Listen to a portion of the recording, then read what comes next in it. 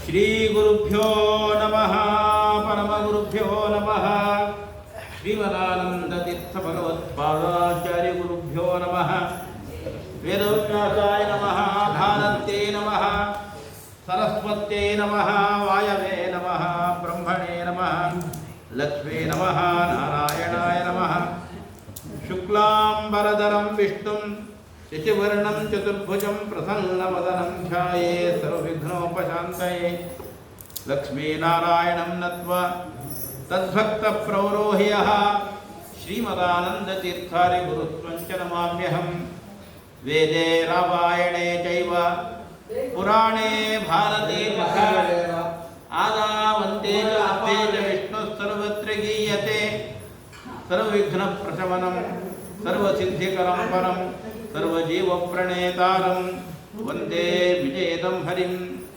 ಕೌಶೇಯಪೀತವಸನಾಂ ಅರವಿಂದನೇತ್ರಾಂ ಪದ್ಮದ್ವಯಾಭಯವರೋದ್ಯುತ ಪದ್ಮಹಸ್ತಾಂ ಉದ್ಯುಚ್ಛ್ರಿತಾರ್ಕದರ್ಶಾಂ ಪರಮಾರ್ಕಸಂಸ್ಥಾಂ ಧ್ಯಾಯೇದ್ವಿಧೀಶನತಪಾದಯುತಾಂಜನಿತ್ರೀಂ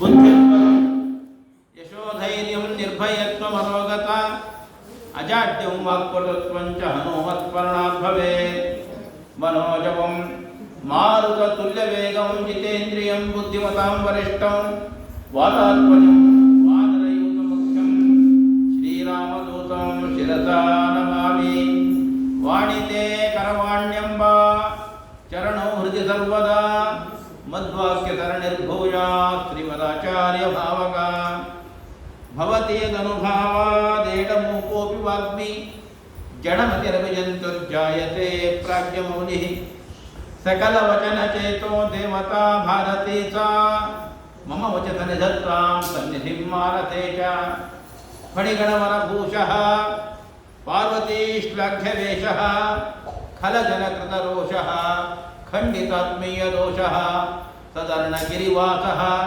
शक्रसूर्यातिधीशः परिहृतभोपाशः पातु मां पार्वतीशः हर शंभो महादेव विश्वेश अमरवल्लभ शिवशंकर शर्वात्मन् नीलकंठ नमोस्तुते नमो वत्तात्विका देवाः विष्णुभक्तिपरायणाः धर्ममार्गे प्रेरयन्तु भवन्तः सर्व एव हि याञ्चना मन्दरलोलिता यतवते विद्येन्दिरा निर्जनैः जातो भारतपारिजाततुरुः तद्ब्रह्मसूत्रामृतम् आसीत् तन्तपुराणसन्मणिगणः जातश्चिकेन्दुस्तदा सोऽयं व्यासददानिर्भूतु मे भूते सतां भूतितः श्रीरामं हनुमत्सेव्यं श्रीकृष्णं भीमसेवितं श्रीव्यासं श्रीमदानन्दतीर्थं सेवितं भजे अभ्रमं भङ्गरहितम् अचलं विमलं सदा आनन्दतीर्थमतुलं भजे तापत्रयापहम् चित्रैः पदैश्च गम्भीरैः वाक्यैर्मानैरखण्डितैः गुरुभावं व्यञ्जयन्ति भाति श्रीजयतीर्थवाक् अञ्जनासूनुसान्निध्यात् विजयेन विराजितम् अजितप्रीतिजनकं भजेऽहं विजयध्वजम् अर्थिकल्पितकल्पोऽयं प्रत्यर्थिगजकेसरि व्यासतीर्थगुरुर्भूयात् अस्मदिष्टासिद्धये तपो विद्या विरक्त्यादि सद्गुणमुखाकरानहं वादिराजगुरून् वन्दे हयग्रीवदयाश्रियान् भक्तानां मानसाम्भोजभानवे कामधेनवे श्रीविजयीन्द्रगुरवे नमोऽत्यन्तदयालवे भावबोधकृतं वन्दे रघुत्तम महामुनिं यच्छिष्यशिष्यशिष्याद्याः टिप्पण्याचार्यसंहिताः वेदेशमुनिं वन्दे यादवादिगुरोर्गुरुं छान्दोग्यभाषसत्तीकाकारं निरन्तरं पूज्याय राघवेन्द्राय सत्यधर्मरताय च भजतां कल्पवृक्षाय नमतां कामधेनवे अनवद्यात्मचारित्र्यं विद्याविद्योतभास्वरं विद्यामान्यगुरून् वन्दे ವಾದಿಖದ್ಯೋತ ಭಾಸ್ಕರಂ ಸತ್ಯಾಭಿಜ್ಞಕರಾಬ್ಜೋತ್ಥಾನ್ ಪಂಚಾಶದ್ವರ್ಷಪೂಜಕಾನ್ ಶ್ರೀ ಸತ್ಯಪ್ರಮೋದ ತೀರ್ಥಾರ್ಯಾನ್ ನೌಮಿನ್ಯಾಸುಧಾರತಾನ್ ತಪಸ್ವಾಧ್ಯಾಶುಶ್ರೂಷ ಕೃಷ್ಣಪೂಜಾರತಂ ಮುನಿಂ ವಿಶ್ವೇಶಂ ಇಷ್ಟದಂ ವಂದೇ ಪರಿವ್ರಾಟ್ ಚಕ್ರವರ್ತಿನಂ ಯತ್ಪಾದಸ್ಮೃತಿಮಾತ್ರೇಣ ಪಾಂಡಿತ್ಯಂ ಪ್ರಾಪ್ಯತೆ ನರೈಃ ತಾನ್ ವಂದೇ ಯಾದವಾಚಾರ್ಯಾನ್ ವೇದೇಶ ಮುನಿಸೇವಕಾನ್ ವ್ಯಾಸರಾಜ ಕೃಪಾಪಾತ್ರಂ ಯಾದವಾರ್ಯ ಸುಪುತ್ರಕಂ ಶ್ರೀನಿವಾಸ ಗುರೂನ್ ವಂದೇ ತೀರ್ಥಶಬ್ದ ಸುಶೋಭಿತಂ ಆಪಾದಮೌಲಿಪರ್ಯಂತಂ ಗುರುಣಾಮಾಕೃತಿಂ ಸ್ಮರೇತ್ ತೇನ ವಿಘ್ನಾಃ ಪ್ರಣಶ್ಯಂತಿ ಸಿದ್ಧ್ಯಂತಿ ಚ ಮನೋರಥಾಃ ಜನ್ಮಾದ್ಯಸ್ಯೇತೋನ್ಮಯಾದಿತರತಶ್ಚಾರ್ಥೇಷು ವಿಘ್ನಸ್ವರಾಟ್ ತೇನೇ ಬ್ರಹ್ಮಹೃದಾಯಾದಿ ಕವಯೇ ಮುಖ್ಯಂತಿ ಯಂ ಸೂರಯಃ ತೇಜೋ ವಾಯುಮೃತಾಂ ಯಥಾ ವಿನಿಮಯೋ ಯತ್ರ ತ್ರಿಸರ್ಗೋ ಮೃಷಾ ಧಾಮ್ನಾ ಸ್ವೇನ ಸದಾ ನಿರಸ್ತಕುಹಕಂ ಸತ್ಯಂ ಪರಂ ಧೀಮಹಿ ಸೃಷ್ಟಿಸ್ಥಿತ್ಯಪ್ಯಯೇಹ ನಿಯತಿನಿಶಿತಮೋ ಬಂಧಮೋಕ್ಷಾಶ್ಚ ಯಸ್ಮಾತ್ ಅಸ್ಯ ಸ್ತ್ರೀ ಬ್ರಹ್ಮರುದ್ರ ಪ್ರಭೃತಿಸುರ ನರದ್ವೇಷಶತ್ರಾತ್ಮಕಸ್ಯ ವಿಷ್ಣೋರ್ವ್ಯಕ್ತಾಃ ಸಮಸ್ತಾಃ ಸಕಲಗುಣನಿಧಿಃ ಸರ್ವದೋಷವ್ಯಪೇತಃ ಪೂರ್ಣಾನಂದೋ ವ್ಯಯೋ ಯಃ ಗುರುರಪಿ ಪರಮಃ ಚಿಂತಯೇತ್ ತ್ವಂ ಮಹಂತಂ ಸ್ವಸ್ತ್ಯಸ್ತು ಸತಾಂ ಸಕಲ ಸನ್ಮಂಗಲಾನಿ ಭವಂತು. ಪ್ರಿಯವ್ರತೋ ಭಾಗವತಃ ಆತ್ಮಾರಾಮಃ ಕಥಂ ಮುನೆ ಗೃಹೇ ಅರಮತಃ ಯನ್ಮೂಲಃ ಕರ್ಮಬಂಧಃ ಪರಾಭವಃ. ಪರೀಕ್ಷಿತ್ ರಾಜ ಪ್ರಶ್ನೆ ಮಾಡ್ತಿದ್ದಾನೆ ಶುಕಾಚಾರ್ಯರಲ್ಲಿ. ಮನುವಿನ ಹಿರೇಮಗನಾಗಿರತಕ್ಕಂಥ ಪ್ರಿಯವ್ರತ ಅವನು ಆತ್ಮಾರಾಮ, ಭಗವಂತನಲ್ಲಿ ವಿಶೇಷವಾಗಿ ಆಸಕ್ತನಾದವನು, ಪರಮ ವಿರಕ್ತ ಅಂತ ಕೇಳಿದ್ದೇವೆ. ಆತ ಗೃಹೇ ಅರಮತ, ಲಗ್ನ ಮಾಡಿಕೊಂಡ, ಮಕ್ಕಳನ್ನು ಪಡೆದ, ರಾಜ್ಯಭಾರ ಮಾಡ್ದ ಅಂತ ಕೇಳಿದ್ದೇವೆ. ಇದು ಹೇಗೆ? ಕರ್ಮಬಂಧ ಪರಾಭವ.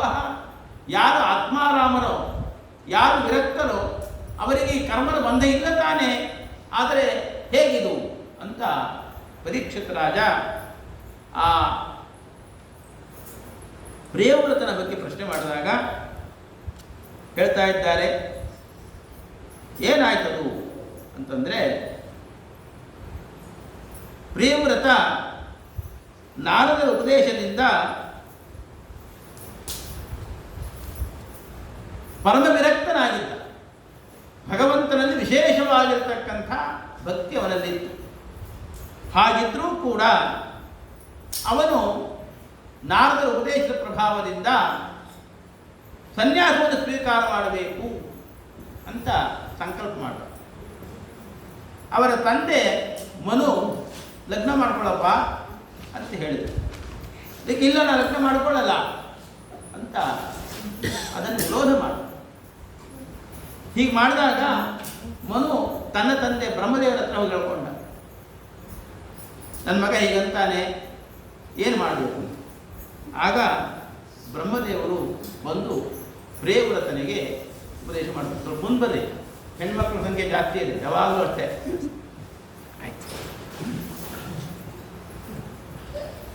ಭಯಂ ಪ್ರಮತ್ತಸ್ಯ ವನೇಷು ಅಪಿ ಸ್ಯಾತೆ ಅತಃ ಸಾಸ್ತೆ ಸಹಚಷ್ಟಬದ್ಧಃ ಜಿತೇಂದ್ರಿಯಸ್ಯ ಆತ್ಮರತೇರ್ಬುಧಸ್ಯ ಗೃಹಾಶ್ರಮಃ ಕಿನ್ನು ಕರೋತ್ಯವದ್ಯಂ.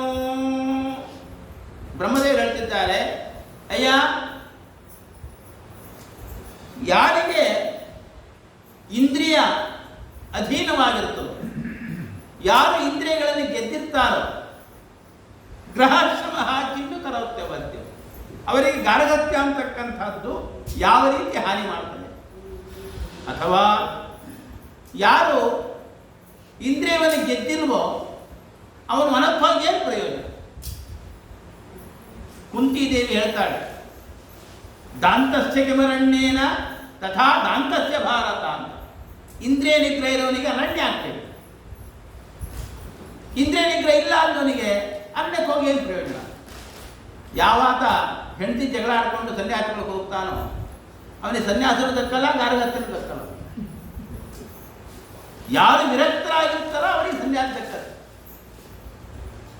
ಯಾರು ವಿರಕ್ತರಾಗಿರ್ತಾರೋ ಅವರು ಗೃಹಸ್ಥರಾಗಿದ್ದರೂ ಕೂಡ ಅವರಿಗೆ ಏನು ತೊಂದರೆ ಇಲ್ಲ. ಬಹಳ ಪ್ರಸಿದ್ಧವಾಗಿರ್ತಕ್ಕಂಥ ಕತೆ ಲಂಗೋಟಿ ಸಂಸಾರ ಅಂತ. ಒಬ್ಬನು ತಾನು ಸನ್ಯಾಸಿ ಆಗಬೇಕು, ವಿರಕ್ತನಾಗಬೇಕು ಅಂತ ಹೇಳಿ ಎರಡೇ ಲಂಗೋಟಿ, ಸೊಂಟದಾಗ ಒಂದು ಲಂಗೋಟಿ, ಗೂಡ್ದಾಗ ಒಂದು ಲಂಗೋಟಿ, ಮೂರನೇ ಲಂಗೋಟಿ ಕೂಡ ಇರಬಾರ್ದು, ಅಷ್ಟು ವಿರಕ್ತನಾಗಿರಬೇಕು ಅಂತಿದ್ದ. ಒಂದೇ ರಾತ್ರಿ ಮಲ್ಕೊಂಡಿದ್ದಾನೆ, ಬೆಳಗ್ಗೆ ನೋಡಿದ್ರೆ ಇಲ್ಲಿ ಬಿಟ್ಕೊಂಡು ಲಂಗೋಟಿ. ಏನು ಮಾಡಿದ? ಹಾಗಾಗಿ ಇಲ್ಲಿ ಬರಬಾರ್ದು, ಬೆಕ್ಕು ಸಾಕಬೇಕು ಅಂತ ತೀರ್ಮಾನ ಮಾಡೋದು. ಬೆಕ್ಕು ಸಾಕಬೇಕು ಅಂತಂದರೆ ಬೆಕ್ಕಿಗೆ ಹಾಲು ಬೇಕು, ಅದಕ್ಕೊಂದು ಹಸು ಸಾಕಬೇಕು. ಹಸು ಸಾಕಿದರೆ ಹಸು ನೋಡ್ಕೊಳ್ಳೋಕೆ ಒಂದು ಆಳು ಬೇಕು, ಆಳು ನೋಡ್ಕೊಳ್ಳೋಕೆ ಒಂದು ಹೆಂಡತಿ ಬೇಕು. ಈಗ ಲಂಗೋಟಿ ಸಂಸಾರ ಬೆಳ್ಕೊಂಡು ಹೋಗ್ಬಿಟ್ಟು. ಆದ್ದರಿಂದ ವೈರಾಗ್ಯ ಬಂದಿಲ್ಲ ಅಂತ ಕಾಡಿಗೆ ಹೋದರೂ ಕೂಡ ಹುಣಸೆ ಮರ ಇಲ್ಲದೆ ಇನ್ನೊಂದೆಲ್ಲದೆ ಹುಡ್ಕೊಂಡು ಹೋಗ್ತೀನಿ. ವಿರಕ್ತನಾಗಿದ್ದು ಮನೆಯಲ್ಲೇನೆ ಎಲ್ಲವನ್ನೂ ತ್ಯಾಗ ಮಾಡ್ಕೊಂಡಿರ್ತಾನೆ. ಅದರಿಂದ ಗೃಹಾಶ್ರಮ ಕಿನ್ನು ಕರವತ್ತವೈದ್ಯ. ಪುರಂದರದಾಸರು ಗೃಹಸ್ಥರಲ್ವೇ, ಶ್ರೀ ಪಂಡಿತಾಚಾರ್ಯರು, ನಾರಾಯಣ ಪಂಡಿತಾಚಾರ್ಯರು, ಯಾದವಾರ್ಯರು, ಶ್ರೀನಿವಾಸ ತೀರ್ಥರು ಗೃಹಸ್ಥರಾಗಿ ಬೇಕಾದ ಸಾಧನೆ ಬೇಕಾದ ಮಾಡಿದ್ದಾರೆ. ನಾವು ಸಾಧನೆ ಮಾಡಲಿಕ್ಕೆ ಸನ್ಯಾಸ ಬೇಕು ಅಂತಿಲ್ಲ. ಆದ್ದರಿಂದ ನೀನು ಸನ್ಯಾಸ ತಗೊಳ್ಕೊಡೋದು, ನೀನು ಗೃಹಸ್ಥನಾಗಿದ್ದು ಸೃಷ್ಟಿಯನ್ನು ಬೆಳೆಸಬೇಕು ಎಂಬುದಾಗಿ ಬ್ರಹ್ಮದೇವರು ಹೇಳಿದರು. ಇಲ್ಲಿ ಕೆಲವು ವ್ಯಾಖ್ಯಾನಕಾರರು ತಮ್ಮ ಬುದ್ಧಿಗೆ ತಿಳಿದಂತೆ ಕೆಲವು ವ್ಯಾಖ್ಯಾನ ಮಾಡಿದ್ದಾರೆ. ಪ್ರೇವ್ರತ ಸನ್ಯಾಸಿ ಆಗಬೇಕು ಅಂತ ಹೊರಟವನನ್ನು ಬ್ರಹ್ಮದೇವರು ತಡೆದು ಬಿಟ್ಟರು, ಅವನ ಸಾಧನೆಗೆ ಭಂಗ ತಂದುಬಿಟ್ರು, ಬ್ರಹ್ಮದೇವರು ತಪ್ಪು ಮಾಡಿದರು ಅಂತ ಕೆಲವರೆಲ್ಲ ವ್ಯಾಖ್ಯಾನ ಮಾಡಿದ್ದಾರೆ. ಹಾಗಲ್ಲ, ಇಲ್ಲ.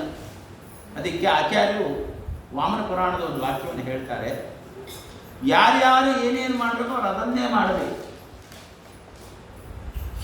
ಸ್ವವಿಹಿತೆ, ತಮಗೆ ವಿಹಿತವಾಗಿರ್ತಕ್ಕಂಥ ಧರ್ಮದಲ್ಲಿ ಭಗವಂತನ ಪೂಜೆ ಮಾಡತಕ್ಕಂಥದ್ದೇ ಅದು ಶ್ರೇಯಸ್ಕರವಾದ.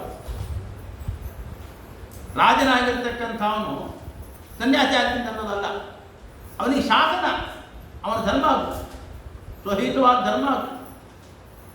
ಹಾಗಾಗಿ ಅವರವ್ರ ಗುರುಗಳು ಹೇಳ್ತಾರೆ, ನಿನಗೆ ಯಾವುದು ಮಾರ್ಗ?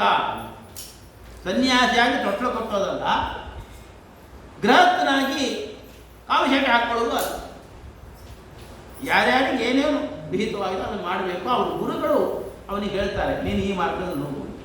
ಹಾಗಾಗಿ ಬ್ರಹ್ಮದೇವರು ತಮ್ಮ ಸಾಕ್ಷಾತ್ ಮಕ್ಕಳಾದ ಸನಕ ಸನಂದಾದಿಗಳ ಅವರಿಗೆ ನೀವು ಮದುವೆ ಮಾಡಿಕೊಂಡು ಅಂತ ಹೇಳಲಿಲ್ಲ. ಮೊಮ್ಮಗನಾಗಿ ಹೇಳ್ತಾ ಇದ್ದಾರೆ, ಅವ್ರಿಗೆ ಗೊತ್ತು ಇವನ ಸಾಧನೆ ಯಾವುದು, ಅವರ ಸಾಧನೆ ಯಾವುದು ಗೊತ್ತು. ಅದರಿಂದ ಬ್ರಹ್ಮದೇವರು ಸರ್ವಜ್ಞರಿದ್ದಾರೆ, ಅವರಿಗೆಲ್ಲವೂ ಗೊತ್ತಿರ್ತಕ್ಕಂಥದ್ದು. ಅವರು ಪ್ರಿಯವ್ರತನಿಗೆ ಅಡ್ಡ ಬಂದರು ಅಂತಲ್ಲ, ಪ್ರಿಯವ್ರತನ ಯೋಗ್ಯತೆಯನ್ನು ತಿಳಿದು ಅವನಿಂದ ಏನು ಸಾಧನೆ ಮಾಡಿಸಬೇಕು ಅಂತ ಭಗವಂತ ಹೇಳಿದ್ದಾನೆ ಗೊತ್ತಿದ್ದು, ಅದರಂತೆ ಅವನಿಗೆ ಗಾರ್ಹಸ್ಥ್ಯದಲ್ಲಿ ನಿಯೋಜನೆ ಮಾಡಿದ್ದಾರೆ. ಸೃಷ್ಟಿಕರ್ಮದಲ್ಲಿ ಆತ ಉದ್ಯುಕ್ತನಾಗಿದ್ದಾನೆ. ಆತ ಅಥ ಜತುಹಿತರಂ ಪ್ರಜಾಪತೆ ವಿಶ್ವಕರ್ಮಣಃ ಉಪಯೇಮೇ ಬಾಗಸ್ಪತಿಂ ನಾಮ.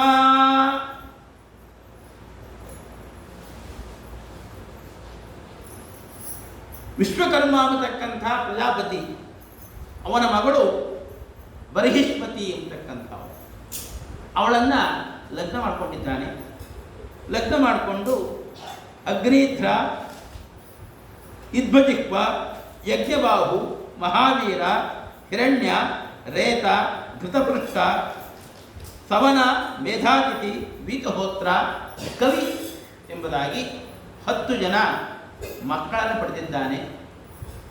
ಈ ಮಕ್ಕಳಲ್ಲಿ 3 ಜನ ಮಕ್ಕಳು ವಿರಕ್ತರಾಗಿ ಸನ್ಯಾಸಿಗಳಾಗುತ್ತಾರೆ. ಉಳಿದ 7 ಜನಗಳನ್ನು ಮುಂದೆ ಸಪ್ತದ್ವೀಪಕ್ಕೆ ಅಧಿಪತಿಗಳನ್ನಾಗಿ ಈತ ನೇಮನ ಮಾಡತಕ್ಕಂಥನಾಗ್ತಾನೆ. ಇವನು ಶಾಸನ ಮಾಡುವಾಗ ಕೆಲವು ಕಡೆ ಸೂರ್ಯೋದಯ ಆಗ್ತಿತ್ತು, ಕೆಲವು ಸೂರ್ಯೋದಯ ಆಗ್ತಾನೇ ಇರಲಿಲ್ಲ. ತುಂಬ ಅವ್ಯವಸ್ಥೆ ಇತ್ತು. ಮತ್ತೆ ಈ ಭೂಮಿ ಸರಿಯಾಗಿ ವಿಭಕ್ತವಾಗಿರಲಿಲ್ಲ. ಆದ್ದರಿಂದ ಏವಾವು ತತ್ರಸಚರಣ ನೇಮಿಕೃತ ಪರಿಖಾತೆ ಸಪ್ತ ಸಿಂಧವ. ಇದೆಲ್ಲವನ್ನು ಸರಿ ಮಾಡಬೇಕು. ಸೂರ್ಯೋದಯ, ಸೂರ್ಯಾಸ್ತಮ, ಮಳೆ, ಬೇಸಿಗೆ ಇವೆಲ್ಲವೂ ಕೂಡ ಸರಿಯಾಗಿ ಆಗಬೇಕು ಅಂತ ಹೇಳಿ ವ್ಯವಸ್ಥೆ ಮಾಡಲಿಕ್ಕೋಸ್ಕರವಾಗಿ ಈ ಭೂಮಂಡಲವನ್ನು 7 ಬಾರಿ ತಿರುಗ್ತಾನೆ. ಅವನ ರಥ ಎಲ್ಲಿ ಸಾಗುತ್ತೋ ಅಲ್ಲಿ ಗುಂಡಿ ಆಯಿತು. ಆ 2 ಗುಂಡಿ ಮಧ್ಯೆ ದಿಬ್ಬ ಆಯಿತು. 7 ಗುಂಡಿಗಳಾದವಲ್ಲ ಖಾತಗಳು, ಅದೇನೇ ಸಪ್ತ ಸಾಗರಗಳು. 7 ದಿಬ್ಬಗಳಾದವು, ಅದೇ ಸಪ್ತ ದ್ವೀಪಗಳು. ಹೀಗೆ ಭಗವಂತ ಇವನ ಮುಖಾಂತರವಾಗಿ ಅದನ್ನು ಮಾಡಿಸಿದ್ದಾನೆ ಅಂತಂದರೆ ಭಗವಂತನ ವ್ಯಾಪಾರ. ಜಂಬೂದ್ವೀಪ, ಪ್ಲಕ್ಷ, ಶಾಲ್ಮಲಿ, ಕುಶ, ಕ್ರೌಂಚ, ಶಕ, ಪುಷ್ಕರ ಎಂಬುದಾಗಿ 7 ದ್ವೀಪಗಳು. ಆ 7 ದ್ವೀಪಕ್ಕೆ ತನ್ನ 7 ಜನ ಮಕ್ಕಳನ್ನು ಅಧಿಪತಿಗಳನ್ನು ಮಾಡ್ತಾನೆ. ಅದರ ಸುತ್ತಲೂ ಕೂಡ ಒಂದೊಂದು ದ್ವೀಪ ಸುತ್ತಲೂ ಕೂಡ ಒಂದೊಂದು ಕ್ಷಾರ ಮೊದಲಾಗಿರ್ತಕ್ಕಂಥ ಸುರೋಧ, ಮಂಡೋದ, ಇಕ್ಷುರಸೋಧ, ದಧಿ, ಕ್ಷೀರ, ಸ್ವಾದೂದ ಎಂಬುದಾಗಿ 7 ಸಾಗರಗಳು, ಸಪ್ತದ್ವೀಪಗಳು ಈತನಿಂದ ಭಗವಂತ ನಿರ್ಮಾಣ ಮಾಡುತ್ತಾ.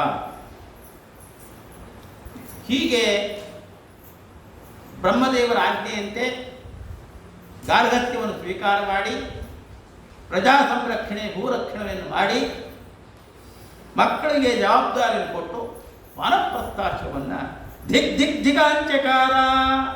ಈ ಭೋಗ ಅಂತಕ್ಕಂಥದ್ದು ಕೇವಲ ನಶ್ವರ ಅಂತೇಳಿ ಅದಕ್ಕೆ ಧಿಕ್ಕಾರವನ್ನು ನೀಡುತ್ತಾ ಅವನು ವಾನಪ್ರಸ್ಥಾಶ್ರಮವನ್ನು ಸ್ವೀಕಾರ ಮಾಡಿದ್ದಾನೆ. ಇವನ ಮಗ ಅಗ್ನಿದ್ರಹ ಜಂಬೂದ್ವೀಪೌಕಸಃ ಪ್ರಜಾ ಅವರುಸವತ್ ಧರ್ಮಮವೇಕ್ಷಮಾಣ ಪರ್ಯಗೋಪಾಯತು. ಅಗ್ನಿದ್ರ ಅಂತಕ್ಕಂಥ ಹಿರಿಯ ಮಗ. ಅವನು ಈ ಜಂಬೂದ್ವೀಪಕ್ಕೆ, ನಾವಿರತಕ್ಕಂಥ ದ್ವೀಪಕ್ಕೆ ಅಧಿಪತಿ. ಅವನು ಪೂರ್ವಚಿತ್ತಿ ಎಂಬತಕ್ಕಂಥ ಅಪ್ಸರ ಸ್ತ್ರೀಯನ್ನು ಲಗ್ನ ಮಾಡಿಕೊಂಡಿದ್ದಾನೆ. ಆಕೆಯಲ್ಲಿ ಆತ ಅನೇಕ ಜನ ಮಕ್ಕಳನ್ನು ಪಡೆದಿದ್ದಾನೆ. ನಾಭಿ, ಕಿಂಪುರುಷ, ಹರಿವರ್ಷ, ಇಲಾವೃತ, ಹಿರಣ್ಯಕ, ಕುರು, ಭದ್ರಾಶ್ವ, ಕೇತುಮಾಲಿ ಎಂಬುದಾಗಿ 9 ಜನ ಮಕ್ಕಳು. ಈ ಜಂಬೂದ್ವೀಪವನ್ನು ಅವ ವಿಭಾಗ ಮಾಡ್ತಾನೆ. ಹೇಗೆ ವಿಭಾಗ ಮಾಡಿದ್ದಾನೆ ಅಂತಂದರೆ, ಜಂಬೂದ್ವೀಪದ ಮಧ್ಯಭಾಗದಲ್ಲಿ ಮೇರು ಪರ್ವತ ಇದೆ. ಮೇರು ಪರ್ವತ ಕೆಳಗೆ ಚಿಕ್ಕದು, ಮೇಲೆ ಅಗಲ, ಹೋಗ್ತಾ ಹೋಗ್ತಾ ಅಗಲ ಆಗುತ್ತೆ. ಆ ಮೇರು ಪರ್ವತದ ಮೇಲೇನೆ ಬ್ರಹ್ಮದೇವರ ಸದನ, ಅಷ್ಟದಿಕ್ಪಾಲಕರ ಸದನ ಇವೆಲ್ಲ ಇರತಕ್ಕಂಥದ್ದು. ಮೇರು ಪರ್ವತ ಭೂಮಿಯಲ್ಲೂ ಸಹ ಆಳವಾಗಿ ಹೋಗಿದೆ. ಆ ಮೇರು ಪರ್ವತದ ಉತ್ತರದಲ್ಲಿ 3 ವರ್ಷ, ದಕ್ಷಿಣದಲ್ಲಿ 3 ವರ್ಷ, ಎಡಾಗಲಕ್ಕೆ 1 ವರ್ಷ, ಹೀಗೆ 8 ವರ್ಷಗಳು. ವರ್ಷ ಅಂದರೆ ಭೂಭಾಗ. ಮಧ್ಯದಲ್ಲಿರ್ತಕ್ಕಂಥ ವರ್ಷವನ್ನು ಇಲಾವರ್ಷ, ಮೇರು ಪರ್ವತ ಸುತ್ತಲೂ ಇರತಕ್ಕಂಥದ್ದು ಇಲಾವರ್ಷ. ಇಲಾವರ್ಷದ ಎಡಕ್ಕೆ ಬಲಕ್ಕೆ 3 ವರ್ಷಗಳು, ಇಲಾವರ್ಷದ ಮೇಲೆ ಕೆಳಗೆ 2 ವರ್ಷಗಳು. ಹೀಗೆ 9 ವರ್ಷಗಳು, 9 ಭೂಭಾಗವನ್ನು ತನ್ನ ಜಂಬೂದ್ವೀಪವನ್ನು 9 ಭಾಗ ಮಾಡಿ ಈ 9 ಜನ ಮಕ್ಕಳಿಗೆ ಆ ಶಾಸನ ಮಾಡಲಿಕ್ಕೆ ಅವಕಾಶ ಮಾಡಿಕೊಟ್ಟಿದ್ದಾನೆ. ನಾಭಿ ಅಪತ್ಯಕಾಮ. ಇವನ ಹಿರಿಯ ಮಗ ನಾಭಿ ಅಂತಕ್ಕಂಥ ಅವನು ಶಾಸನ ಮಾಡ್ತಕ್ಕಂಥ ಭೂಭಾಗಕ್ಕೆ ಅಜನಾಭ ಅಂತ ಹೆಸರು. ಮುಂದೆ ಅದನ್ನೇನೆ ಭರತ ವರ್ಷ ಅಂತ ಕರೀತಾರೆ. ನಾವಿರ್ತಕ್ಕಂಥದ್ದೇನು ಭರತ ವರ್ಷ ಉಂಟಲ್ಲ, ಅದರ ಅಧಿಪತಿ, ಮೊದಲನೇ ಅಧಿಪತಿ ನಾಭಿ. ಅವನ ಪತ್ನಿ ಮೇರುದೇವಿ ಅಂತ. ಆ ನಾಭಿ ಮಕ್ಕಳಾಗಬೇಕು ಅಂತೇಳಿ ಭಗವಂತನ ಕುರಿತು ತಪಸ್ ಮಾಡ್ತಾರೆ. ತಪಸ್ ಮಾಡಿ ಯಜ್ಞ ಮಾಡ್ತಾರೆ. ಯಜ್ಞದ ಸಂಕಲ್ಪ ಏನು ಮಾಡ್ತಾರೆ? ನಾರಾಯಣನಂತಹ ಮಗ ಬೇಕು ಅಂತ ಭಗವಂತ ಪ್ರತ್ಯಕ್ಷ ಆಗಿ ಹೇಳ್ತಾನೆ. ನನ್ನಂಥವು ನಾನೊಬ್ಬನೇ, ನನಗೆ ಸಮಾನರು ಬೇರೆ ಯಾರೂ ಇಲ್ಲ. ಆದರೆ ಬ್ರಾಹ್ಮಣರ ಸಂಕಲ್ಪ ಸತ್ಯ ಆಗಬೇಕಾಗಿತ್ತು. ಹಾಗಾಗಿ ನಾನೇ ಅವತಾರ ಮಾಡ್ತೇನೆ ಎಂಬುದಾಗಿ ನಾಭಿಯಲ್ಲಿ ಋಷಭನಾಮ ಭಗವಂತ ಅವತಾರ ಮಾಡಿದ್ದಾನೆ. ಆ ಮಗನಿಗೆ ರಾಜ್ಯಭಾರವನ್ನು ವಹಿಸಿ ಅಥ ಕಥಂಚಿತ್ ಸ್ಖಲನ ಕ್ಷುತ್ ಪತನ ಜೃಂಭಣ ದುರ್ವಸ್ಥಾನಾದಿಷು ವಿವಶಾನಾಂ ನ ಸ್ಮರಣಾಯ ಜ್ವರ ಮರಣ ದಶಾಯಾಮಪಿ ಸಕಲ ಕಲ್ಮಷ ನಿರಸನಾನಿ ತವ ನಾಮಾನಿ ವಚನ ಗೋಚರಾಣಿ ಭವಂತು. ಈತ ಒಂದು ಉದ್ಗಾರ ತೆಗೆದಿದ್ದಾನೆ, ಬಹಳ ಮುಖ್ಯವಾಗಿರ್ತಕ್ಕಂಥದ್ದು. ನಾವು ಏನೇನೋ ಕರ್ಮದಿಂದ ಇಲ್ಲಿ ಹುಟ್ಟಿರ್ತೇವೆ. ನಾವು ಏನೇನು ಆಗಬೇಕು ಅನ್ಕೋತೀವಿ, ಏನೇನೋ ಆಗ್ಬಿಡ್ತೇವೆ. ಎಲ್ಲರಿಗೂ ಒಂದು ಅಪೇಕ್ಷೆ, ಅನಾಯಾಸೇನ ಮರಣ ವಿನಾ ದೈನ್ಯೇನ ಜೀವನ. ಇನ್ನೊಬ್ಬರಲ್ಲಿ ಬೇಡ ಹಾಗೆ ಆಗಬಾರ್ದು, ನಾವು ಹಾಗೆ ಬದುಕಬೇಕು. ಸಾವು ಅನಾಯಾಸವಾಗಬೇಕು. ಹೊತ್ತೊತ್ತು ಇದು ಬಹಳ ಶ್ರೇಷ್ಠವಾದ ಬೇಡಿಕೆ, ಇದನ್ನು ಭಗವಂತನು ಇಡಬೇಕು. ಆದರೆ ನಮ್ಮ ಕರ್ಮ ಪ್ರಬಲವಾಗಿದ್ದರೆ ಏನಾಗುತ್ತದೆ? ಜ್ವರ ಮರಣ ದಶಾಯಾಮಪಿ, ಭಾರೀ ಭೀಕರವಾದ ಜ್ವರ ಬಂದ್ಬಿಡುತ್ತದೆ, ಎಚ್ಚರವೇ ಇರಲ್ಲ. ಆಗ ಮಲಮೂತ್ರದ ಸ್ವಾಧೀನ ಇರಲ್ಲ. ಮರಣಾವಸ್ಥೆ ಬಂದ ಕೈಕಾಲು ಗೌಡುತ್ತೆ. ಮಕ್ಕಳು ಶುದ್ಧಿ ಮಾಡಿದ್ರು ಉಂಟು, ಇಲ್ಲೇ ಸ್ನಾನ ಇಲ್ಲ, ಸಂಧ್ಯಾವಂದನೆ ಇಲ್ಲ, ಆಚಮನವಿಲ್ಲ, ವಸ್ತ್ರಾಂತರವಿಲ್ಲ, ಮೃತ್ತಿಕಾ ಶೌಚಿ ಇಲ್ಲ, ಏನಿಲ್ಲ. ಇಂತಹ ದುರವಸ್ಥೆ ಬರೋ ಸಂಭವನೂ ಇದೆ.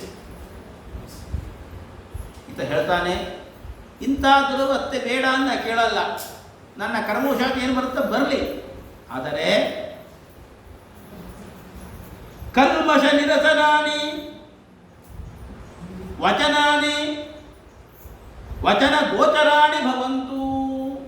ಇಷ್ಟಿರಲಿ, ನನ್ನ ಬುದ್ಧಿ ಸ್ವಾಸ್ಥ್ಯ ಇರಲಿ, ನಿನ್ನ ನಾಮವನ್ನು ಉಚ್ಚಾರಣೆ ಮಾಡತಕ್ಕಂಥ ನಾಲಿಗೆ, ಸಿಕ್ಕಿದ್ದು ಬೇಕಾದ ಯಾವ ಇಂದ್ರಿಯಗಳಾರವಲ್ಲ ಏನಾರ ಅದನ್ನೆಲ್ಲ ತಪಸ್ಸು ಅಂತ. ಭಗವಂತನ ನಾಮಸ್ಮರಣೆ ಮಾಡತಕ್ಕಂಥ ಬುದ್ಧಿ ಮತ್ತು ನಾಲಿಗೆ ಇವೆರಡು ಸಾಕು. ವಚನ ಗೋಚರಾಣಿ ಭವಂತು ಗುಣಕೃತಾನಿ ತವ ನಾಮಧೇಯಾನಿ ವಚನ ಗೋಚರಾಣಿ ಭವಂತು. ಇಷ್ಟನ್ನು ಮಾತ್ರ ಕತ್ಕೋಬೇಡ, ಮಿಕ್ಕಿದ್ದೇನು ಬೇಕಾದ್ದಾಗಲಿ ಅಂತಹ ವಿಶಿಷ್ಟವಾದ ಸಾಧನೆಯ ಅನುಸಂಧಾನದ ಉಪದೇಶವನ್ನು ಮಾಡಿದ್ದಾರೆ. ಯಾವತ್ತೂ ಕೂಡ ನಮಗೆ ಏನೇನು ದುರ್ವಸ್ಥೆ ಬರುತ್ತೆ ಗೊತ್ತಿಲ್ಲ. ಆ ಮಾನವನು ಬೇಕಾದಾಗಬಹುದು, ಅದನ್ನೆಲ್ಲ ನಾವು ತಪಸ್ಸು ಅಂತ ತಿಳ್ಕೊಂಡು ದುಃಖೇ ದುಃಖಾಧಿಕಂಪಷ್ಟೇ, ನಮಗೇನು ದುಃಖ ಬರ್ತದೋ ನಮಗಿಂತ ಹೆಚ್ಚು ದುಃಖಿ ಇರುವುದನ್ನು ನೋಡಬೇಕಂತ. ಆಗ ಭಗವಂತ ನಮಗೆ ಇಷ್ಟಾರ ಕೊಟ್ಟಿದ್ದಾನಲ್ಲ ಅಂತಕ್ಕಂಥ ಆ ಸಂದರ್ಭದಲ್ಲಿ ನಾವು ಏನು ಮಾಡಬಹುದು? ನಮ್ಮ ರಾಜಯಾಗ ಮಾಡಲಿಕ್ಕೆ ಆಗೋಲ್ಲ, ವಶಿಷ್ಠರಂತೆ ತಪಸ್ ಮಾಡಲಿಕ್ಕೆ ಆಗೋಲ್ಲ. ಏನು ಮಾಡ್ಬೋದು ನಾವು? ಅದನ್ನು ಮಾಡಬಹುದು. ಇದನ್ನು ಮಾಡ್ತಕ್ಕಂಥ ಒಂದು ಸೌಭಾಗ್ಯನಾರು ಕೊಟ್ಟಿದ್ದಾನೆ. ಹರಿನಾಮ ಸ್ಮರಣೆ ಮಾಡ್ತಕ್ಕಂಥದ್ದು ಎಲ್ಲೋ ಅಮೇರಿಕದಾಗೋ ಎಲ್ಲೋ ಹುಟ್ಟು ಏನೋ ಕ್ರೈಸ್ತರು ಮುಸಲ್ಮಾನರಾಗಿರೋ ಗತಿ ಏನಿತ್ತು. ನಮ್ಮನ್ನು ವೈದಿಕ ಸಂಸ್ಕಾರ ಇರತಕ್ಕಂಥ ಒಂದು ಇಂತಹ ಪರಿಸರದಲ್ಲಿ ಭಗವಂತ ಹೊಡೆದಿದ್ದಾನೆ ಅಂತಂದರೆ ಭಗವಂತನ ಕಾರಣನೇ ಅಂತ. ಹೀಗೆ ನಾವು ಅನುಸಂಧಾನ ಮಾಡಿಕೊಂಡು ಭಗವಂತನ ಸೇವೆಯನ್ನು ಮಾಡಬೇಕು ಅಂತ ಉದ್ಗಾರ ಮಾಡಿದ್ದಾನೆ. ಇಂತಹ ಆ ಅಗ್ನಿದ್ರ ತನ್ನ ಮಗನಿಗೆ ಭರತನಿಗೆ, ಇವನು ವೃಷಭನ ಭಗವಂತನಿಗೆ ತನ್ನ ಉತ್ತರಾಧಿಕಾರವನ್ನು ವಹಿಸಿ ಹೊರಟಿದ್ದಾರೆ. ಆ ವೃಷಭನಾಮ ಭಗವಂತ ಜಯಂತಿ ಎಂಬತಕ್ಕಂಥ ಇಂದ್ರ ಕೊಟ್ಟಿರತಕ್ಕಂಥ ಹೆಣ್ಣನ್ನು ಲಗ್ನ ಮಾಡಿಕೊಂಡು ಆಕೆಯಲ್ಲಿ ಭರತ ಮೊದಲಾಗಿರತಕ್ಕಂಥ 100 ಜನ ಮಕ್ಕಳನ್ನು ಪಡೆದಿದ್ದಾರೆ. ಅದರಲ್ಲಿ 9 ಜನ ಜಾಯಂತೆಯರು ಅಂತ ಕವಿ ಅಗ್ನಿಹೋತ್ರ ಅವಿಹೋತ್ರ ಅಂತೆಲ್ಲ ಬರ್ತಾರೆ. ಅವರ ವಿಚಾರ ಏಕಾಸ್ಕಂದಲ್ಲಿ ಬರ್ತದೆ. ಅವರು ಜಾಯಂತೆಯರು ಅಂತ ಕರೀತಾರೆ, ಮಹಾಜ್ಞಾನಿಗಳು. ಇನ್ನು 9 ಜನ ಭರತನಿಗೆ ಸಹಾಯಕರಾಗಿ ಭೂ ಸಂರಕ್ಷಣೆ ರಾಜ್ಯಭಾರದ ತಗೊಳ್ತಾರೆ. ಉಳಿದಿರ್ತಕ್ಕಂಥ 80 ಜನ ಅವರು ಬ್ರಹ್ಮಜ್ಞಾನಿಗಳಾಗಿ ಮಹಾಕರ್ಮಠರಾಗಿ ಯಜ್ಞಯಾಗಾದಿ ಕರ್ಮಗಳನ್ನು ನಡೆಸ್ತಕ್ಕಂಥರಾಗ್ತಾರೆ. ಹೀಗೆ ಈ ಭರತ ಅವನ ಜೊತೆಗೆ 9 ಜನ ಭರತನ ಸಂಬಂಧ, ಈ 10 ಜನ ಮಾತ್ರ ನುಡಿತಾರೆ. ಅದರಲ್ಲಿ 9 ಜನ ಮಹಾಜ್ಞಾನಿಗಳಾಗ್ತಾರೆ, 81 ಜನ ಮಹಾಕರ್ಮಠರಾಗ್ತಾರೆ. ಈ ಋಷಭನ ಭಗವಂತ ಅನೇಕ ಯೋಗಗಳನ್ನು ಜಗತ್ತಿಗೆ ತಿಳಿಸ್ಕೊಟ್ಟಿದ್ದಾರೆ. ಮಹಾ ಯೋಗಾಚಾರ್ಯ, ಭಾರೀ ಯೋಗಗಳನ್ನು ತಿಳಿಸಿದ್ದಾರೆ. ಕಾಕಯೋಗ, ಅಜಗರ ಯೋಗ, ಪಶು ಯೋಗ ಅಂತ ಬೇರೆ ಬೇರೆ ಯೋಗಗಳು. ಇದರಿಂದ ಏನಾಗುತ್ತೆ, ದೇಹದ ಮೇಲೆ ನಿಯಂತ್ರಣ ಬರ್ತದೆ. ಅಜಗರ ಯೋಗ ಅದನ್ನು ನಾವು ರೂಢಿಸಿಕೊಂಡ್ರೆ ನಾವು ವರ್ಷಗಟ್ಟಲೆ ಉಪವಾಸ ಇರ್ಬೋದು. ಹೆಬ್ಬಾವು ಆಹಾರ ಹುಡ್ಕೊಂಡು ಎಂದೂ ಹೋಗಲ್ಲ, ಒಂದೇ ಕೂತಿರ್ತದೆ. ಸಿಕ್ಕ ತಿಂದ್ಬಿಡುತ್ತೆ. ಸಿಕ್ಕ 6 ತಿಂಗಳು ವರ್ಷ ತನಕ ಅದೇನು ಮತ್ತು ಬೇರೆ ಹಾವುಗಳಂಗೆ ತುಂಬ ಚಲನಶೀಲವಾದ ಹಾವಲ್ಲ. ಒಂದು ಕಡೆ ಎಲ್ಲ ಕೂತಿರ್ತದೆ, ಆಹಾರ ಬಂದಾಗ ತಿನ್ನೋದು, ಇಲ್ಲೇ ತಿನ್ನೋದು. ಇದು ಅಜಗರದಲ್ಲಿರ್ತಕ್ಕಂಥ ಒಂದು ಸಾಮರ್ಥ್ಯ. ಆ ಸಾಮರ್ಥ್ಯವನ್ನು ಯೋಗದಿಂದ ನಾವು ರೂಢಿಸ್ಕೋಬೇಕು. ಆಗ ನಮಗೆ ಆಹಾರ ಇರಲಿ, ನೀರಿರಲಿ, ಇಲ್ಲದೇ ಇರಲಿ ಬದುಕಲಿಕ್ಕೆ ಬರ್ತದೆ. ಅಂತಹ ಒಂದು ಶಕ್ತಿ. ಹಾಗೆಯೇ ಪಶುಯೋಗ ಅಂತ, ಇದರಿಂದ ಮಲಮೂತ್ರಗಳಲ್ಲಿರ್ತಕ್ಕಂಥ ದುರ್ಗಂಧವನ್ನು ದೂರ ಮಾಡಲಿಕ್ಕಾಗ್ತದೆ. ಮಲಮೂತ್ರಗಳು ದುರ್ಗಂಧದಲ್ಲಿ ಕೂಡಿಬಿಟ್ಟರೆ ಬಹಳ ಕಷ್ಟ ಆಗುತ್ತೆ. ಆ ಪಶುಯೋಗದಿಂದ ಅದನ್ನು ಸಂಪಾದನೆ ಮಾಡುವುದು. ಹೀಗೆ ಒಂದೊಂದು ಬೇರೆ ಬೇರೆ ಯೋಗಗಳಿಂದ ಬೇರೆ ಬೇರೆ ಆಗಿರ್ತಕ್ಕಂಥ ದೇಹದ ಮೇಲೆ ನಿಯಂತ್ರಣ, ಅದೆಲ್ಲವನ್ನು ಕೂಡ ಆತ ಅಗ್ನಿಪ್ರವೇಶ, ಜಲಪ್ರವೇಶ, ಶಸ್ತ್ರಾಘಾತ, ಈ ಶಸ್ತ್ರಾಘಾತಗಳನ್ನೇನು ಆಗಬಾರ್ದು. ಮೂಗಿಗೆ ಗುದ್ದಿದ್ರೆ ಕಣ್ಣ ನೀರು ಬಂದ್ಬಿಡ್ತದೆ, ಹಾಗಾಗಬಾರ್ದು. ಅಂಥ ಒಂದು ಶಕ್ತಿ. ಖಡ್ಗದಿಂದ ಪ್ರಹಾರ ಮಾಡಿದಾಗ ನಮ್ಮ ದೇಹಕ್ಕೆ ಏನು ಭಾಷೆ ಆಗಬಾರ್ದು, ಇದೊಂದು ಶಕ್ತಿ. ಇಂತಹ ಯೋಗಗಳೆಲ್ಲ ಈತ ಅಭ್ಯಾಸ ಮಾಡಿಕೊಂಡಿದ್ದಾನೆ, ಜಗತ್ತಿಗೆ ಉಪದೇಶ ಮಾಡಿದ್ದಾನೆ.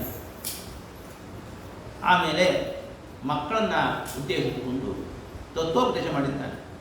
ಮಹತ್ಸೇವಾಂ ದ್ವಾರಮಾಹು ವಿಮುಕ್ತೇ ತಮೋದ್ವಾರಂ ಯೋಷಿತಾಂ ಸಂಗಿಸಂಗಂ ಮಹಾಕೃತ್ಯೆ ಸಮಚಿತ್ತ ಪ್ರಶಾಂತಃ ವಿಮನ್ಯವಃ ಸಹೃದಃ ಸಾಧವೋಯೇ. ಇವನು ಉಪದೇಶದಲ್ಲಿ ಒಂದು ಮಾತು ಬರ್ತದೆ, ಮಹತ್ಸೇವಾಂ ದ್ವಾರಮಾಹು. ಜ್ಞಾನಿಗಳ ಮಹಾತ್ಮರ ಸೇವೆ ಅಂತಕ್ಕಂಥದ್ದು ಮೋಕ್ಷಕ್ಕೆ ದ್ವಾರ. ಹಾಗೆ ತಮೋದ್ವಾರ ಅನರ್ಥಕ್ಕೆ ಕಾರಣ ಯೋಚಿತಾಂ ಸಂಗೀತಂತಂ. ಹೆಣ್ಣಿನ ಸಹವಾಸ ಅಲ್ಲ, ಹೆಣ್ಣಿನ ಸಹವಾಸ ಮಾಡಿದವರು ಸಹವಾಸ ಮಾಡಿದರೂ ಕೂಡ ಅನರ್ಥಕ್ಕೆ ಕಾರಣ ಆಗ್ತದೆ ಅಂತ ಹೇಳಿದ. ಏನಿದು ಅಂದ್ರೆ ಲಗ್ನ ಮಾಡ್ಕೋಬಾರ್ದ? ಹೆಂಗಸರು ಸಹವಾಸ ಮಾಡಿದ್ರೆ, ಹೆಂಗಸರು ಸಹವಾಸ ಮಾಡಿದರೆ ಅನರ್ಥಕ್ಕೆ ಕಾರಣ ಆಗುತ್ತದೆ. ಹೆಣ್ಣು ಸಹವಾಸ ಮಾಡಿದರೆ ಭಾರಿ ಅನರ್ಥ ಆಗಬೇಕು. ಹಂಗಾರೆ ವಶಿಷ್ಠರು ಲಗ್ನ ಮಾಡ್ಕೊಂಡಿದ್ದಾರೆ. ಹೀಗೆ ಬೇಕಾಡ್ತಿನ ಜ್ಞಾನಿಗಳು. ನಾವು ಯಾರನ್ನು ಪೂಜೆ ಮಾಡ್ತೀವಲ್ಲ, ಉಮಾಮಹೇಶ್ವರರಾಗಲಿ, ಸರಸ್ವತಿ ಬ್ರಹ್ಮರಾಗಲಿ, ಲಕ್ಷ್ಮೀನಾರಾಯಣರಾಗಲಿ, ಇವರೆಲ್ಲ ಯೋಚಿಸ್ತಂಗ ಮಾಡೇ ಮಾಡುವರು. ಹೆಣ್ಣಿನ ಸಹವಾಸ ಮಾಡಿದ್ರು ಸಹವಾಸ ಮಾಡಬಾರ್ದು ಅಂದರೆ ನಾರಾಯಣನ ಉಪವಾಸ ಮಾಡಲಿಕ್ಕಿಲ್ಲ. ಹೀಗೆ ಅದಕ್ಕೋಸ್ಕರಾಗಿ ಆಚಾರ್ಯರು ಯೋಚಿತ್ ಶಬ್ದಕ್ಕೆ ಹೆಣ್ಣು ಅಂತ ಅರ್ಥ ಅಲ್ಲ. ಶಾಸ್ತ್ರಗಳಲ್ಲಿ ಆ ಶಬ್ದಗಳು ಬೇರೆ ಬೇರೆ ಅರ್ಥದಲ್ಲಿದೆ, ರೂಢಿಯಲ್ಲಿ ಬೇರೆ ಅರ್ಥ ಬಿಟ್ಟಿದೆ. ಸ್ತ್ರೀ ಅನ್ನೋದಕ್ಕೆ ಅರ್ಥ ಏನು ಅಂತಂದರೆ 3 ಹೊತ್ತು ಬಿಟ್ಟಿರ್ಲಿಕ್ಕಾಗದೆ ವಸ್ತುವನ್ನು ಸ್ತ್ರೀ ಅಂತ ಕರೀತಾರೆ. ಕೆಲವು ವಸ್ತುವನ್ನು ಯಾವಾಗ ಬಿಟ್ಟಿರ್ಲಿಕ್ಕೆ ಆಗೋದೇ ಇಲ್ಲ, ಅದು ಸ್ತ್ರೀ. ಕೆಲವರು ಹೆಣ್ಣನ್ನು ಮಾಡ್ತಾರೆ ಅಂತಂದರೆ ಹೆಣ್ಣಿಗೆ ಸ್ತ್ರೀ ಅಂತ. ವಸ್ತುತ ಹೆಣ್ಣಿಗೆ ಸ್ತ್ರೀ ಅಂತ ಹೆಸರಲ್ಲ. ಸ್ತ್ರೀ ಅಂತಕ್ಕಂಥ ವಸ್ತು ಅದು. ಯೋಷಿತ್ ಅನ್ನೋದಕ್ಕೆ ಅರ್ಥ ಏನು ಕೇಳಿದರೆ, ಯಾವುದನ್ನು ನಾವು ಬಿಟ್ಟಿರ್ಲಿಕ್ಕಾಗೋದೇ ಇಲ್ಲೋ. ಚಾತುರ್ಮಾಸ್ಯ ವ್ರತ ಮಾಡ್ತೇವೆ ನಾವು. ಎಷ್ಟೋ ಜನಕ್ಕೆ ಚಾತುರ್ಮಾಸ್ಯ ಬಹಳ ಕಷ್ಟ ಆಗುತ್ತೆ. ಮನು ಹೇಳ್ತಾನೆ, ಹೆಂಡ ಅಂದರೆ ಏನು, ಮದ್ಯ ಅಂದರೆ ಏನು. ಮದ್ಯ ಅಂತಂದರೆ ಈಚಿನ ಮರದ ರಸವೇ ಮದ್ಯ ಅಂತೇನಲ್ಲ. ಯಾವುದನ್ನು ನಾವು ಬಿಟ್ಟಿರೋಕ್ಕಾಗಲ್ಲ ಅಂತ ನಮ್ಮ ಮನಸ್ಸು ಒಪ್ಕೊಂಡ್ಬಿಟ್ಟು ಅದೆಲ್ಲ ಮದ್ಯ ಅಂತಲೇ ಅರ್ಥ. ಇನ್ನು ಬೇಕಾದ ಬಿಟ್ಟಿರ್ಬೋದ್ರಿ, ಬ್ಯಾಡಿಗೆ ಮನುಷ್ಯಗೆ ಬಿಟ್ಟಿರೋಕ್ಕಾಗತ್ತೆ ನಮ್ಮ ಕೈಯಿಂದ. ಶಾಸ್ತ್ರ ಮಾತ್ರದಲ್ಲಿ 2 ತಿಂಗಳೇನೆ ಬಿಟ್ಟಿರ್ತೀವಿ ಅಷ್ಟೇ ಹೊರತಾಗಿ ಬ್ಯಾಡಿಗೆ ಮನಸ್ಸು ತಗೋಬಾರ್ದು ಏನು ಬಿಟ್ಟರೆ ಎಷ್ಟು ಕಷ್ಟ ಆಗ್ತದೆ. ನಾ ಕಾಫಿ ಕುಡಿಯಲ್ಲ, ನಾ ಹೆಂಡ ಕುಡಿಯಲ್ಲ ಅಂತ ಅಷ್ಟೇ ಪ್ರಬಲವಾದ. ಯಾವುದೇ ವಸ್ತುವನ್ನು ನಾವು ಬಿಟ್ಟಿರೋಕ್ಕಾಗಲ್ಲ ಅಂತ ಅಂದ್ಕೊಂಡ್ಬಿಟ್ರೆ ಅದು ನನಗೆ ಮದ್ಯ. ನಾ ಯಾವ ವಸ್ತುವನ್ನು ಬಿಟ್ಟಿರೋಕ್ಕಾಗಲ್ವೋ ಅದು ನನ್ನ ಮದ್ಯ. ಹಾಗಾಗಿ ಸತ್ಯಾತ್ಮಕ ಶ್ರೀಪಾದಂಗಳವರು ತುಂಬ ವಿರಕ್ತರು. ಒಂದಿನ ಅವ್ರ ತಾಯಿ ಒಂದೇನೋ ಭಕ್ಷ್ಯ ಮಾಡಿಸಿದ್ರು. ಈ ಭಕ್ಷ್ಯ ಮಾಡಪ್ಪ ಅಂತ ಅಡಿಗೆವನಿಗೆ ಹೇಳಿದ್ರು. ನಾವು ಭಕ್ಷ್ಯ ಮಾಡ್ತೀವಿ, ಆ ಎಲೆಗೆ ಹಾಕ್ತಾವ. ಆಗ ಯಾಕೆ ಇವತ್ತು ಮಾಡಿದ್ದನ್ನ ಅಂತ ಅಡಿಗೆವನಿಗೆ ಕೇಳಿದ್ರು. ಸ್ವಾಮಿ ಇವತ್ತು ನಾವು ಹುಟ್ಟಿದ ದಿನ ತಾವು ಭಾಳ ಪ್ರೀತಿ ಅಂತಿದ್ದು ಅವನು ಹೇಳಿದ್ರು, ಅದಕ್ಕೆ ಮಾಡಿದ್ರು. ಒಟ್ಟು ಚೆಲ್ಲಿದ್ದವು. ಹೀಗೆ ನನಗೆ ಪ್ರೀಕರವಾದ ವಸ್ತು ಅಂತ ಅವ್ರಿಗೆ ಗೊತ್ತಾಗಿದೆ, ನಾನು ಮೇಲಿಂದ ಮಾಡ್ತಾ ಇದ್ದೇನೆ ಅಂತ ಕೇಳಿದ್ರೆ ಬಿಟ್ಬಿಡೋದು. ಇದು ನಿಜವಾಗಿರ್ತಕ್ಕಂಥ ವೈರಾಗ್ಯ. ಹೀಗೆ ನಾವು ಏನನ್ನು ಬಿಡಬೇಕು, ಏನನ್ನು ಸ್ವೀಕಾರ ಮಾಡಬೇಕು ಅನ್ನೋದು ನಮಗೆ. ಅದಕ್ಕೋಸ್ಕರವಾಗಿ ಧರ್ಮ ಅಂತಕ್ಕಂಥದ್ದು ಯೂನಿವರ್ಸಲ್ ಅಲ್ಲ, ಅದು ವ್ಯಕ್ತಿಗೆ ಸ್ವಧರ್ಮೇ ನಿಧನಂ ಶ್ರೇಯ. ನಮ್ಮ ಧರ್ಮ ಬೇರೆ ಇದೆ, ಅದನ್ನು ಅರ್ಥ ಮಾಡಿಕೊಂಡು ನಾವು ಅನುಷ್ಠಾನ ಮಾಡಬೇಕು. ಆದ್ದರಿಂದ ಇಲ್ಲಿ ಸ್ತ್ರೀ ಸಹವಾಸ ಅಂತ ಕೇಳಿದ್ರೆ ಪಾಣಿಗ್ರಹಣ ಮಾಡಿರ್ತಕ್ಕಂಥ ಹೆಣ್ಣಿನ ಸಹವಾಸ ಅಂತ ಅರ್ಥ ಅಲ್ಲ. ಇಲ್ಲಿ ಯೋಶಿಷ್ ಶಬ್ದಕ್ಕೆ ನಾವು ಯಾವ ವಸ್ತುವಿನಲ್ಲಿ ಅತ್ಯಂತವಾಗಿ ಆರೂಢರಾಗಿರ್ತೇವೋ ಅದನ್ನು ಯೋಶಿಷ್ ಅಂತ ಕರೀತಾರೆ. ಅಂತಹ ವಸ್ತುಗಳ ಸಹವಾಸ ಮಾಡೋದಷ್ಟೇ ಅಲ್ಲ, ಅದರ ಸಹವಾಸ ಮಾಡಿದವರು ಸಹವಾಸವನ್ನು ಮಾಡಬಾರದು ಅಂತೇಳಿ ಅನೇಕ ಉಪದೇಶವನ್ನು ಮಾಡಿ ಆತ ಇಡೀ ಭರತಖಂಡವನ್ನೆಲ್ಲ ಸುತ್ತಿದ್ದಾನೆ. ಆ ವಿಶ್ವನಾಥ ಭಗವಂತ ಸುತ್ತ ವಿಚಾರ ಹೇಳ್ತಾರೆ. ಕೊಂಕಣ ವೆಂಕಟ ಕುಟಕಾನಾಮ್ನೆ, ಕರ್ನಾಟಕಕ್ಕೂ ಕೂಡ ಅವ ಬಂದಿದ್ದ ಅಂತ ಇಲ್ಲಿ ಉಲ್ಲೇಖ ಮಾಡ್ತಾರೆ. ಕೊಂಕಣ ವೆಂಕಟ, ಕೊಂಕಣ ದೇಶ ಅಂದರೆ ಈಗಿನ ಗೋವಾ, ವೆಂಕಟ ದೇಶ ಅಂತಂದರೆ ಆಂಧ್ರ, ದಕ್ಷಿಣ ಕರ್ನಾಟಕಕ್ಕೂ ಕೂಡ ಅವ ಬಂದಿದ್ದ ಎಂಬುದಾಗಿ ತಿಳಿಸಿದ್ದಾರೆ. ಆದರೆ ಇಲ್ಲೆಲ್ಲ ಬಂದು ಅವನು ಉಪದೇಶ ಮಾಡಿದ್ದಾನೆ. ಆದರೆ ಏನಾಯಿತು? ಸ್ವಧರ್ಮಂ ಪಥಂ ಅಕುತೋಭಯ ಅಕುತೋಭಯ ಅಪಹಾಯ ಕುಪುತ ಪ್ರಾಖಂಡವಸಂ ಅಸಮಂಜಸಂ ಮೇ ನಿಜ ಮನೀಷಯ ಮಂದಃ ಸಂಪ್ರವರ್ತಯಿಷ್ಯತೆ. ಆಸುರಿ ಅಂತ ಒಬ್ಬ ಶಿಷ್ಯ, ಅವನು ದುಷ್ಟ. ಇವನಿಂದ ಅವನು ಉಪದೇಶವನ್ನು ಪಡೆದ. ಆಮೇಲೆ ಏನಾಯಿತು, ಅವನಿಗೆ ಏನಾಯಿತೋ ಏನೋ ಆ ಉಪದೇಶನ ಮರ್ತೋಗ್ಬಿಡು. ಹಾಗೆ ಸ್ವಮನೀಷಿಯ ತನಗೇನು ತಿಳುವಳಿಕೆ ಬರುತ್ತೋ ಆ ರೀತಿಯಾಗಿ ಏನೇನು ಹೇಳುತ್ತೆ. ಅವನಿಂದ ಪ್ರವರ್ತಮಾನವಾಯಿತು ಯಾವುದು? ಕೇಶೋಂಚನ, ತಲೆ ಕೂಲಿ ಕಿತ್ಕೊಳ್ಳೋದು, ಬಟ್ಟೆಯನ್ನು ಬಿಟ್ಟು ದಿಗಂಬರರಾಗಿ ಓಡಾಡೋದು, ಹಗಲು ಊಟ ಮಾಡ್ತಕ್ಕಂಥದ್ದು, ಇವೆಲ್ಲ ಏನು ಸಂಪ್ರದಾಯ ಬಂದಿದೆ ಇದು ಕುಪುತ ಪಾಖಂಡಮತ. ಅದು ಋಷಭನಾಥ ಭಗವಂತ ಹೇಳಿದ್ದಲ್ಲ, ಇದು ಅವರು ತಾವೇ ಕಲ್ತ್ಕೊಂಡಿರ್ತಕ್ಕಂಥ ದುಷ್ಟ ಮತ ಎಂಬುದಾಗಿ ಶುಕಾಚಾರ್ಯರು ಆ ದುಷ್ಟ ಸಂಪ್ರದಾಯವನ್ನು ಖಂಡನೆ ಮಾಡಿದ್ದಾರೆ. ಹೀಗೆ ಋಷಭನಾಥ ಭಗವಂತ ತನ್ನ ಮಕ್ಕಳಿಗೆ ಜಗತ್ತಿಗೆ ಉಪದೇಶ ಮಾಡಿ ಯೋಗ ಮಾರ್ಗವನ್ನು ಜಗತ್ತಿಗೆ ತಿಳಿಸಿ, ಆ ಯೋಗ ಮಾರ್ಗಗಳೆಲ್ಲ ಅವರಲ್ಲೆಲ್ಲ ತುಂಬ ಕಠಿಣವಾಗಿ ಅನುಷ್ಠಾನ ಮಾಡ್ತಾರೆ. ಎಷ್ಟೋ ಜನ ಕೈ ಹಿಗ್ಕೊಂಡ್ಬಿಡ್ತಾರೆ, ಒಂದು 2 ತಿಂಗಳು ಕೈ ಹಿಗ್ಕೊಂಡು ಕೈ ಹಿಡಿಯೋದಿಲ್ಲ, ಹೀಗೆ ಇರ್ತಾರೆ. ತಾಯಾದಂಗೆ ಹಿಂಗೆ ಹೋಗ್ತೇವೆ. ಈ ರೀತಿ ಇರ್ತಕ್ಕಂಥ ಫಲ ನಾವು ಮಾಡ್ತಾರೆ. ಆದರೆ ಅನುಸಂಧಾನದಲ್ಲಿ ಈ ರೀತಿಯಾಗಿ ದೇಹ ದಂಡನೆ ಅಂತಕ್ಕಂಥ ಭಗವಂತ ಕೊಟ್ಟಿರ್ತಕ್ಕಂಥ ದೇಹವನ್ನು ವ್ಯರ್ಥವಾಗಿ ದಂಡನೆ ಮಾಡಬಾರ್ದು. ಯಾವುದಕ್ಕೆ ಬೇಕೋ ಶಾಸ್ತ್ರದಲ್ಲಿ ಏನು ಹೇಳಿದಾರೋ ಅದಕ್ಕೆ ದಂಡನೆ ಮಾಡಬೇಕು. ಅದಕ್ಕೋಸ್ಕರಾಗಿ ತಸ್ಮಾತ್ ಶಾಸ್ತ್ರಂ ಪ್ರಮಾಣಂತೆ ಕಾರ್ಯೇ ಲೋಕತೆ. ಯಾವುದು ಕಾರ್ಯ ಯಾವುದು ಅಕಾರ್ಯ ಅನ್ನೋದಕ್ಕೆ ಶಾಸ್ತ್ರ ವಿಧಾನ ಮಾಡಬೇಕು. ಆ ಶಾಸ್ತ್ರ ಹೇಗೆ ವಿಧಾನ ಮಾಡಬೇಕು, ನಮ್ಮ ಬುದ್ಧಿ ಬಂದಂಗೆ ಏನೇನೋ ಮಾಡ್ತಕ್ಕಂಥದ್ದಲ್ಲ. ಹಾಗಾಗಿ ಆ ಬೇರೆಯವರು ಶಾಸ್ತ್ರ ಬಾಹಿರವಾಗಿರ್ತಕ್ಕಂಥ ಏನೇನೋ ಕಠಿಣ ವ್ರತ ಮಾಡ್ತಾರಲ್ಲ, ಅದು ನಿಷ್ಫಲ. ಶಾಸ್ತ್ರ ಹೇಳ್ತಕ್ಕಂಥ ಭಗವಂತನ ಆಜ್ಞಾಪೂರ್ವಕ ಆಗ್ತಕ್ಕಂಥ ತಪಸ್ಸನ್ನು ಮಾಡಿದರೆ ಅದು ಸಾರ್ಥಕವಾಗ್ತದೆ, ಉದ್ಧತಿಗೆ ಕಾರಣವಾಗ್ತದೆ ಅಂತ ತಿಳಿಸಿದ್ದಾರೆ. ಮುಂದೆ ಭರತ ಚಕ್ರವರ್ತಿ ಆಗಿದ್ದಾನೆ. ಭರತಸ್ತು ಮಹಾಭಾಗವತಃ ಯದಾ ಭಗವತಾವತ ಅವನತರ ಪರಿಪಾಲನಾಯ ಸಂಚಿಂತಿತಃ ತದನುಶಾಸನಪರಃ ಪಂಚಜನೀಂ ವಿಶ್ವರೂಪದುಹಿತರಂ ಉಪಯೇಮೇ. ವಿಶ್ವರೂಪಾಚಾರ್ಯರು ಅಂತ ಕಾಲ ಕೇಳಿದ ಮುಂದೆ ಅವರ ಕತೆ ಬರ್ತದೆ. ಅವರ ಮಗಳನ್ನು ಪಂಚಜನಿ ಎಂಬತಕ್ಕಂಥವಳನ್ನು ಲಗ್ನ ಮಾಡಿಕೊಂಡಿದ್ದಾನೆ. ತಂದೆಯ ಆಜ್ಞೆಯಂತೆ ಭೂ ಪರಿಪಾಲನೆ ಮಾಡಿದ್ದಾನೆ. ಪ್ರಜೆಗಳನ್ನು ಹೊಟ್ಟೆಯಲ್ಲಿ ಹುಟ್ಟಿದ ಮಕ್ಕಳಂತೆ ಸಂರಕ್ಷಣೆ ಮಾಡಿದ್ದಾನೆ. ಮಕ್ಕಳು ಪ್ರಾಪ್ತಿಯಾಗಿದೆ. ಪ್ರಾಪ್ತವಾದ ಮಕ್ಕಳಿಗೆ ಸರಿಯಾದ ಶಿಕ್ಷಣ ಕೊಟ್ಟು ಆ ಮಕ್ಕಳಿಗೆ ರಾಜ್ಯಭಾರವಾದ ಜವಾಬ್ದಾರಿಯನ್ನು ಕೊಟ್ಟು ಆತ ವಾನಪ್ರಸ್ಥಾಶ್ರಮ ಸ್ವೀಕಾರ ಮಾಡಿ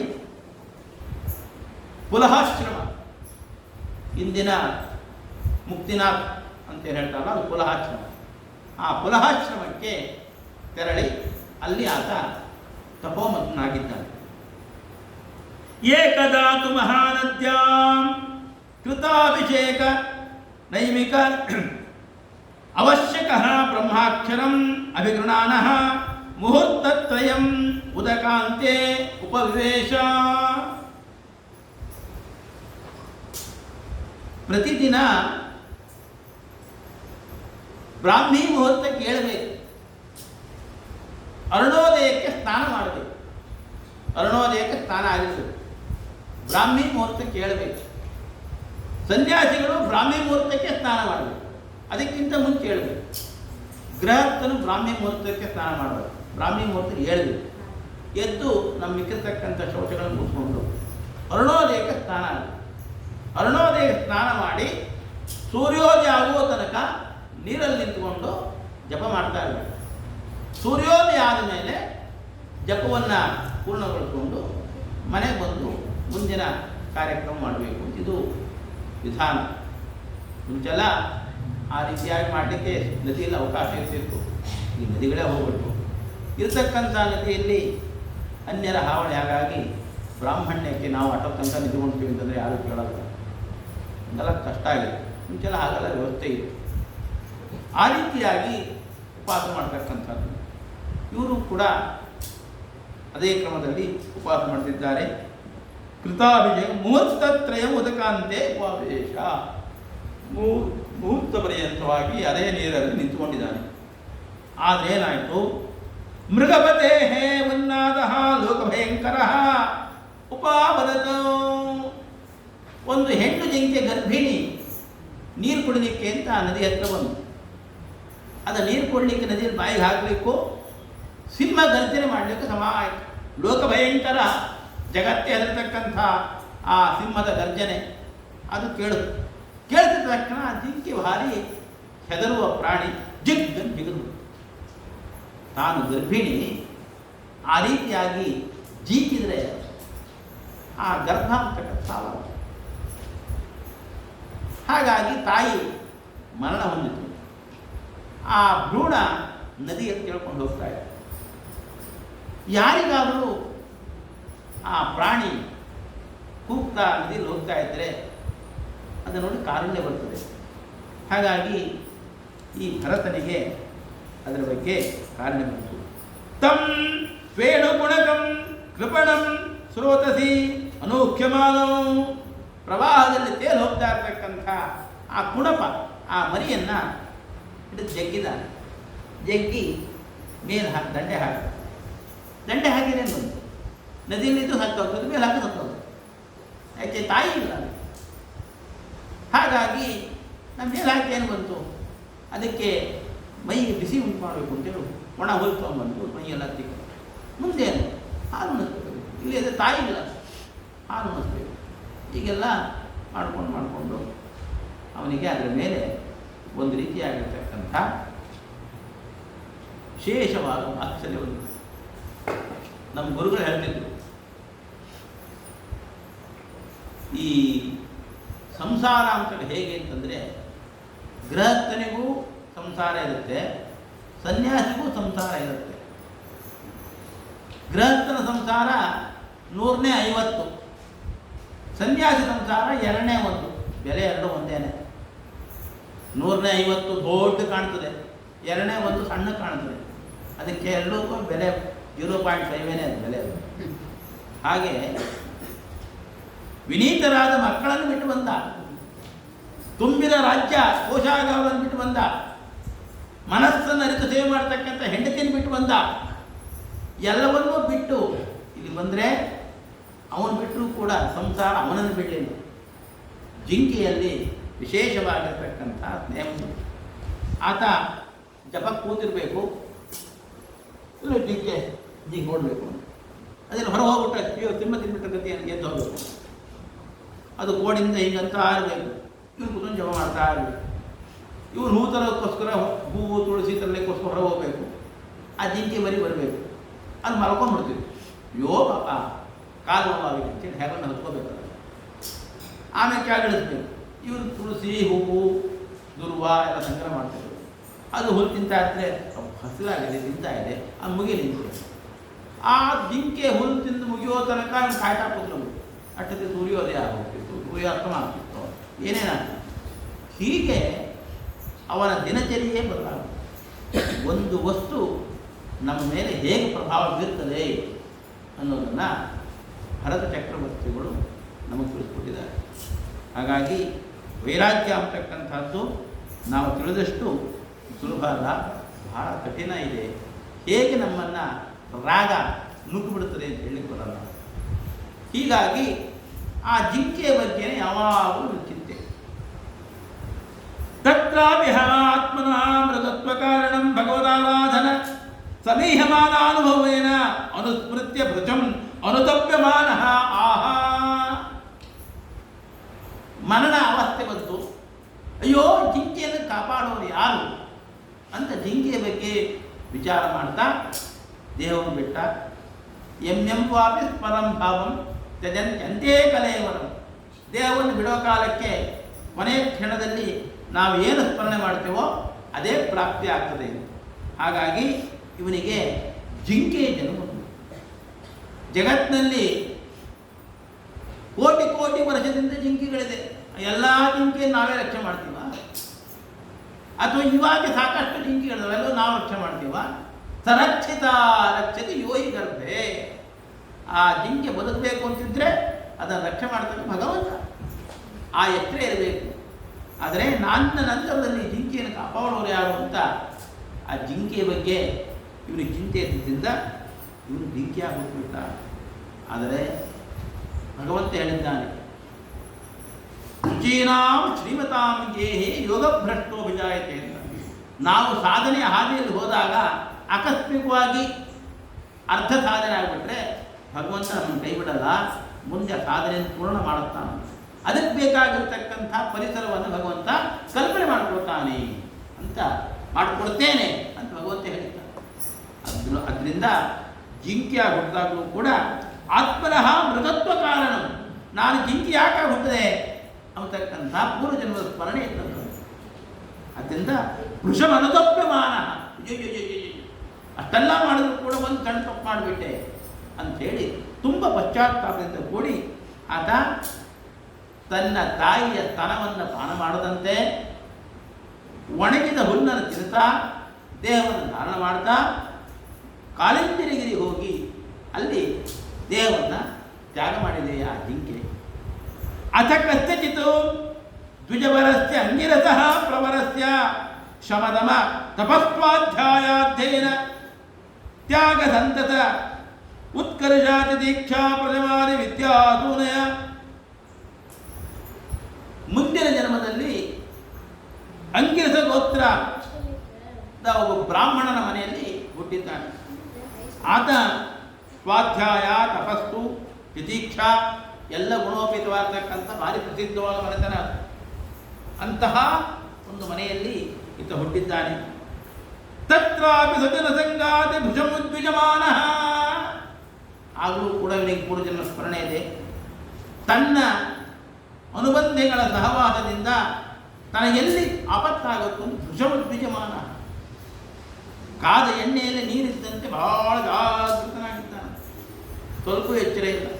ಹತ್ತಿರ ತಾಯಿ ಹಾಲು ಕೊಡುತ್ತಾಳೆ, ತಾಯಿ ಹಾಲು ಕೊಡಿದ್ರೆ ಅಲ್ಲಿಂದ ಒಂದು ಋಣಾನುಬಂಧ ಬೆಳೀತದೆ, ಅದಕ್ಕೆ ಹಳ್ಳೆ ಇಲ್ಲ. ಯಾವುದೇ ಇರತಕ್ಕಂಥದ್ದು ಕೂಡ ಇವನು ತನ್ನ ಜೀವನಕ್ಕೋಸ್ಕರವಾಗಿ ಬೆಳೆದಿದ್ದೇನೆ. ಹೇಗಿದ್ದ? ಪಿತರಿಯುಪರತೆ ಭ್ರಾತರಃ ಏನಂ ಅತತ್ಪ್ರಭಾವಮಿದಂ ತ್ರಯ್ಯಾಂ ವಿದ್ಯಾಯಾಮೇವ ಪರಿವಸಿತ ಮತಯಃ.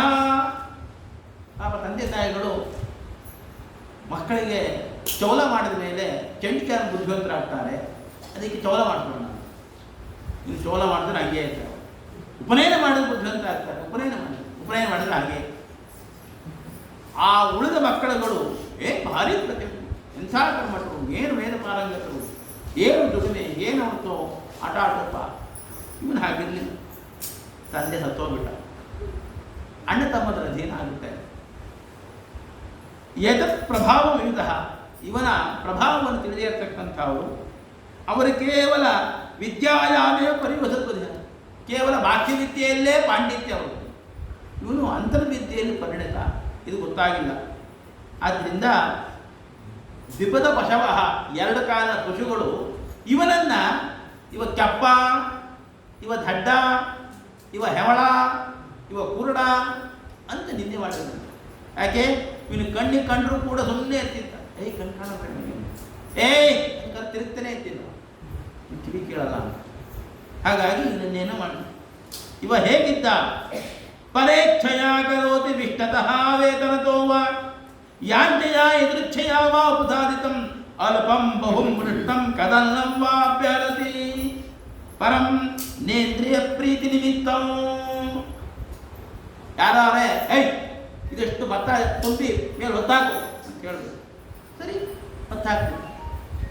100 ಕೊಡ ನೀರು ತಂದು ಹಾಕು, ನೀರು ತಂದು ಹಾಕ್ತಿದ್ದ. ಹೀಗೆ ಇವನ ಕೈಯಿಂದ ಕೆಲಸ ಮಾಡಿಸ್ಕೊಂಡು 100 ಕೊಡ ನೀರು ಹತ್ತಾಕ್ಯಾನೆ, ಒಂದು ತನ್ನ ಹಾಕ್ರಿ ಅಂತ ಯಾರು ಹೇಳಿದ್ರೆ ಅವ್ರ ಮನೆಯವರು ಕದನ್ನಂವ ತಂಗ್ಳನೋ ಸೀಕ್ಲೋ ಏನು ಹಾಕ್ತಿದ್ರು ಅದು ತಿಂತಿದ್ದ.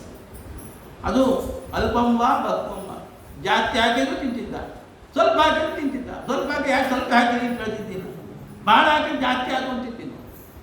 ಏನು ಹಳತಿದ್ದು ಹಾಕಿದ್ದೀರಾ ಅಂತಂತಿಲ್ಲ. ಯಾಕೆ?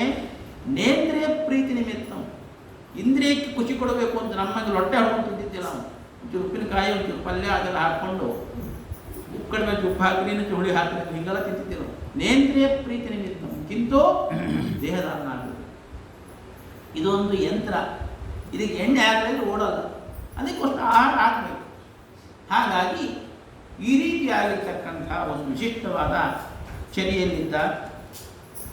ಹೀಗಿರ್ತಕ್ಕಂಥವನಿಗೇನಾಯಿತು ಅಂತಂದರೆ ಇವನಿಗೆ ಏನು ಜವಾಬ್ದಾರಿ ಕೊಟ್ಟರು ಕಷ್ಟ.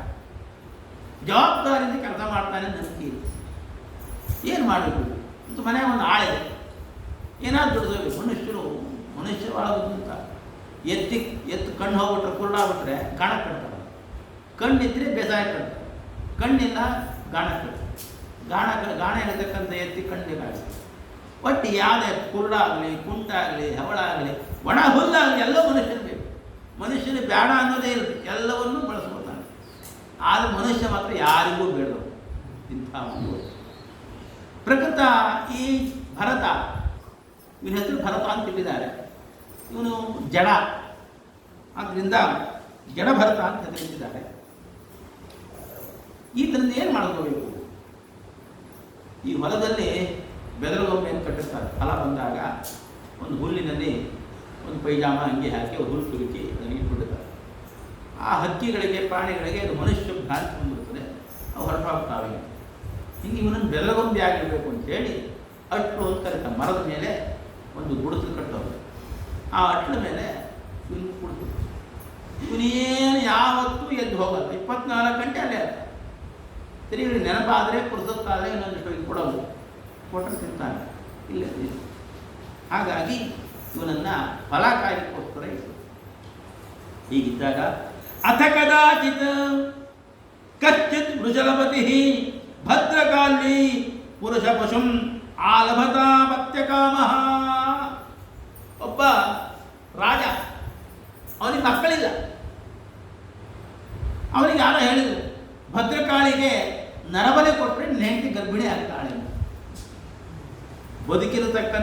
ಕೊಂದರೆ ಹೊಸ ಮನುಷ್ಯ ಹುಡ್ತಾನೆ ಅಂತ ಚಿಂತನೆ. ಇಂಥ ಚಿಂತಕರೆಲ್ಲ ಇರ್ತಾರೆ. ಆದರೆ ಭದ್ರಕಾಳಿಗೆ ಬಲಿ ಕೊಡಬೇಕಾದ್ರೆ ಒಂದು ನಿಯಮ.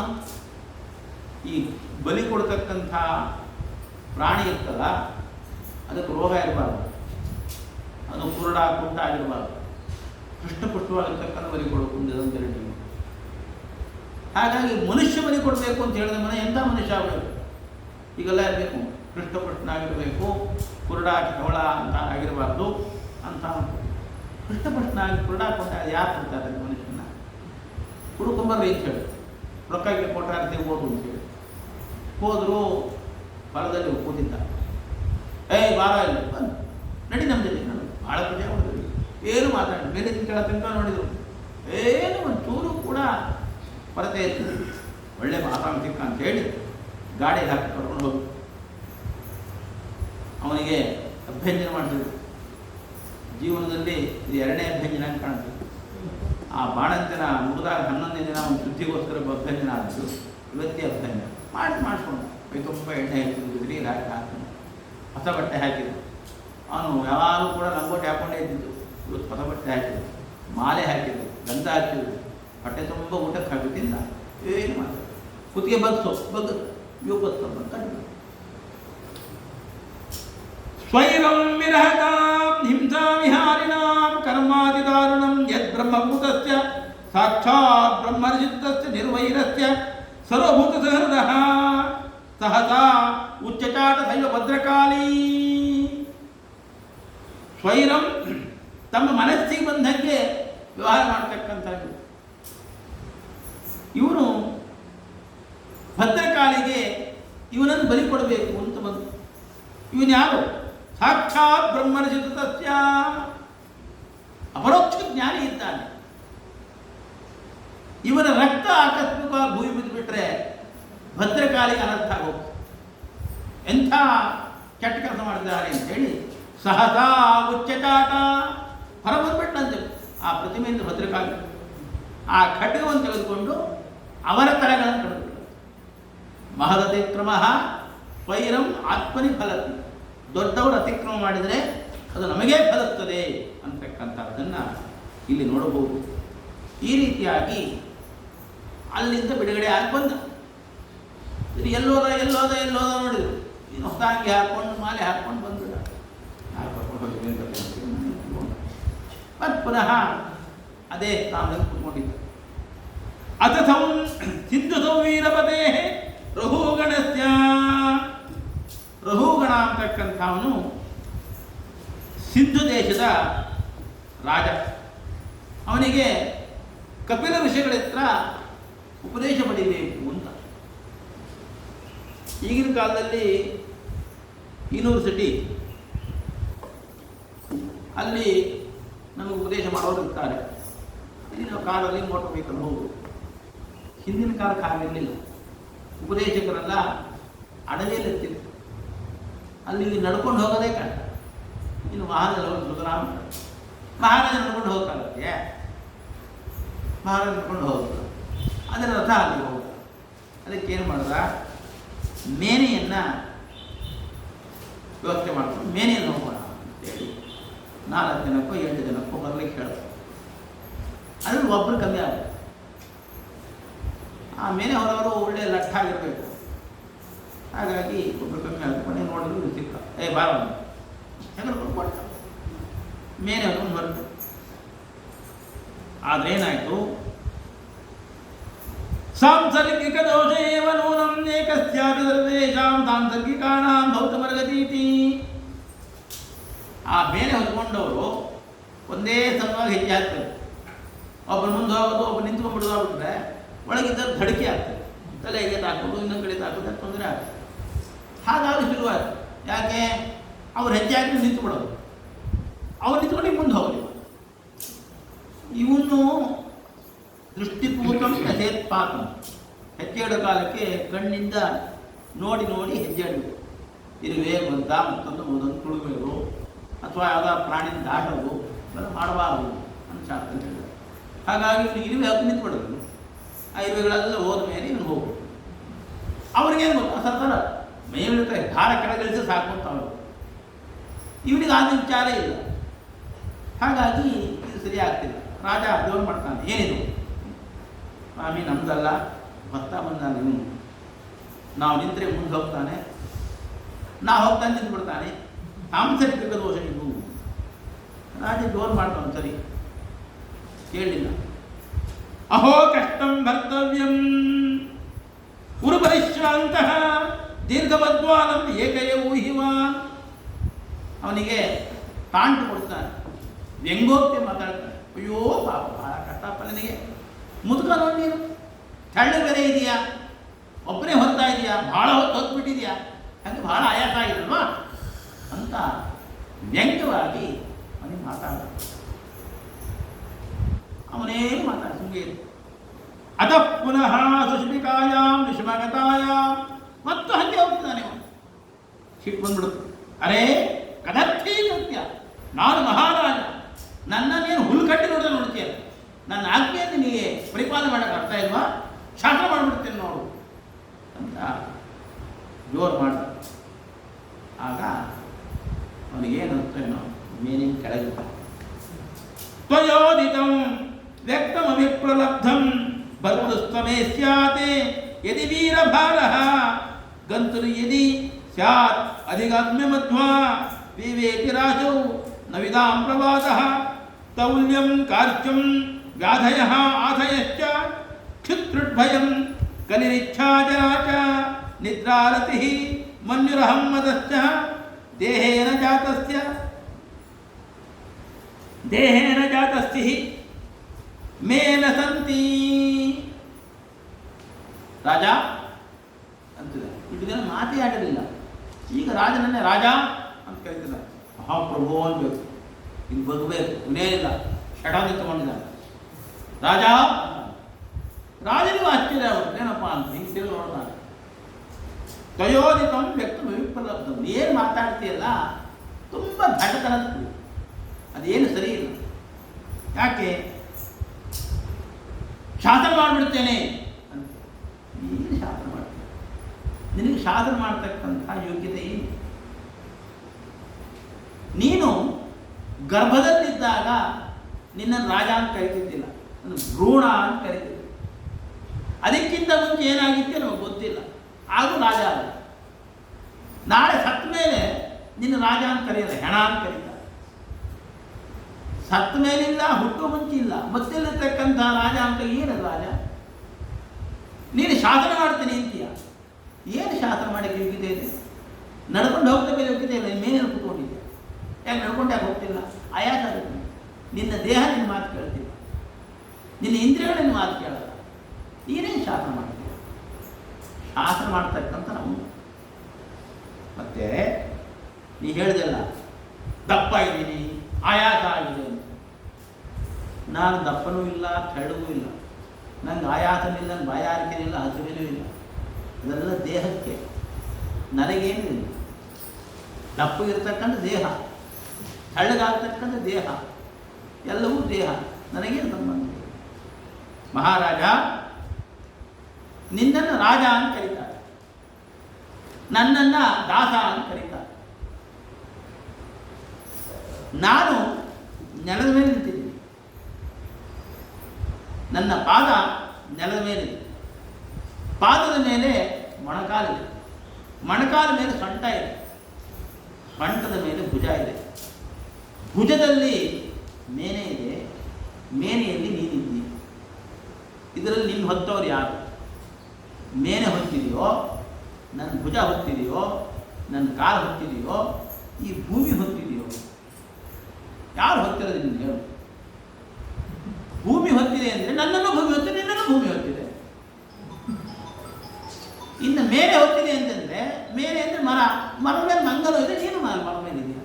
ಮಂಗಕ್ಕೂ ನಿಮಗೇ ವ್ಯತ್ಯಾಸ. ಯಾವುದು ಕೂಡ ಪರಿಗಣಿತವಾಗ್ತಕ್ಕಂಥದ್ದಲ್ಲ.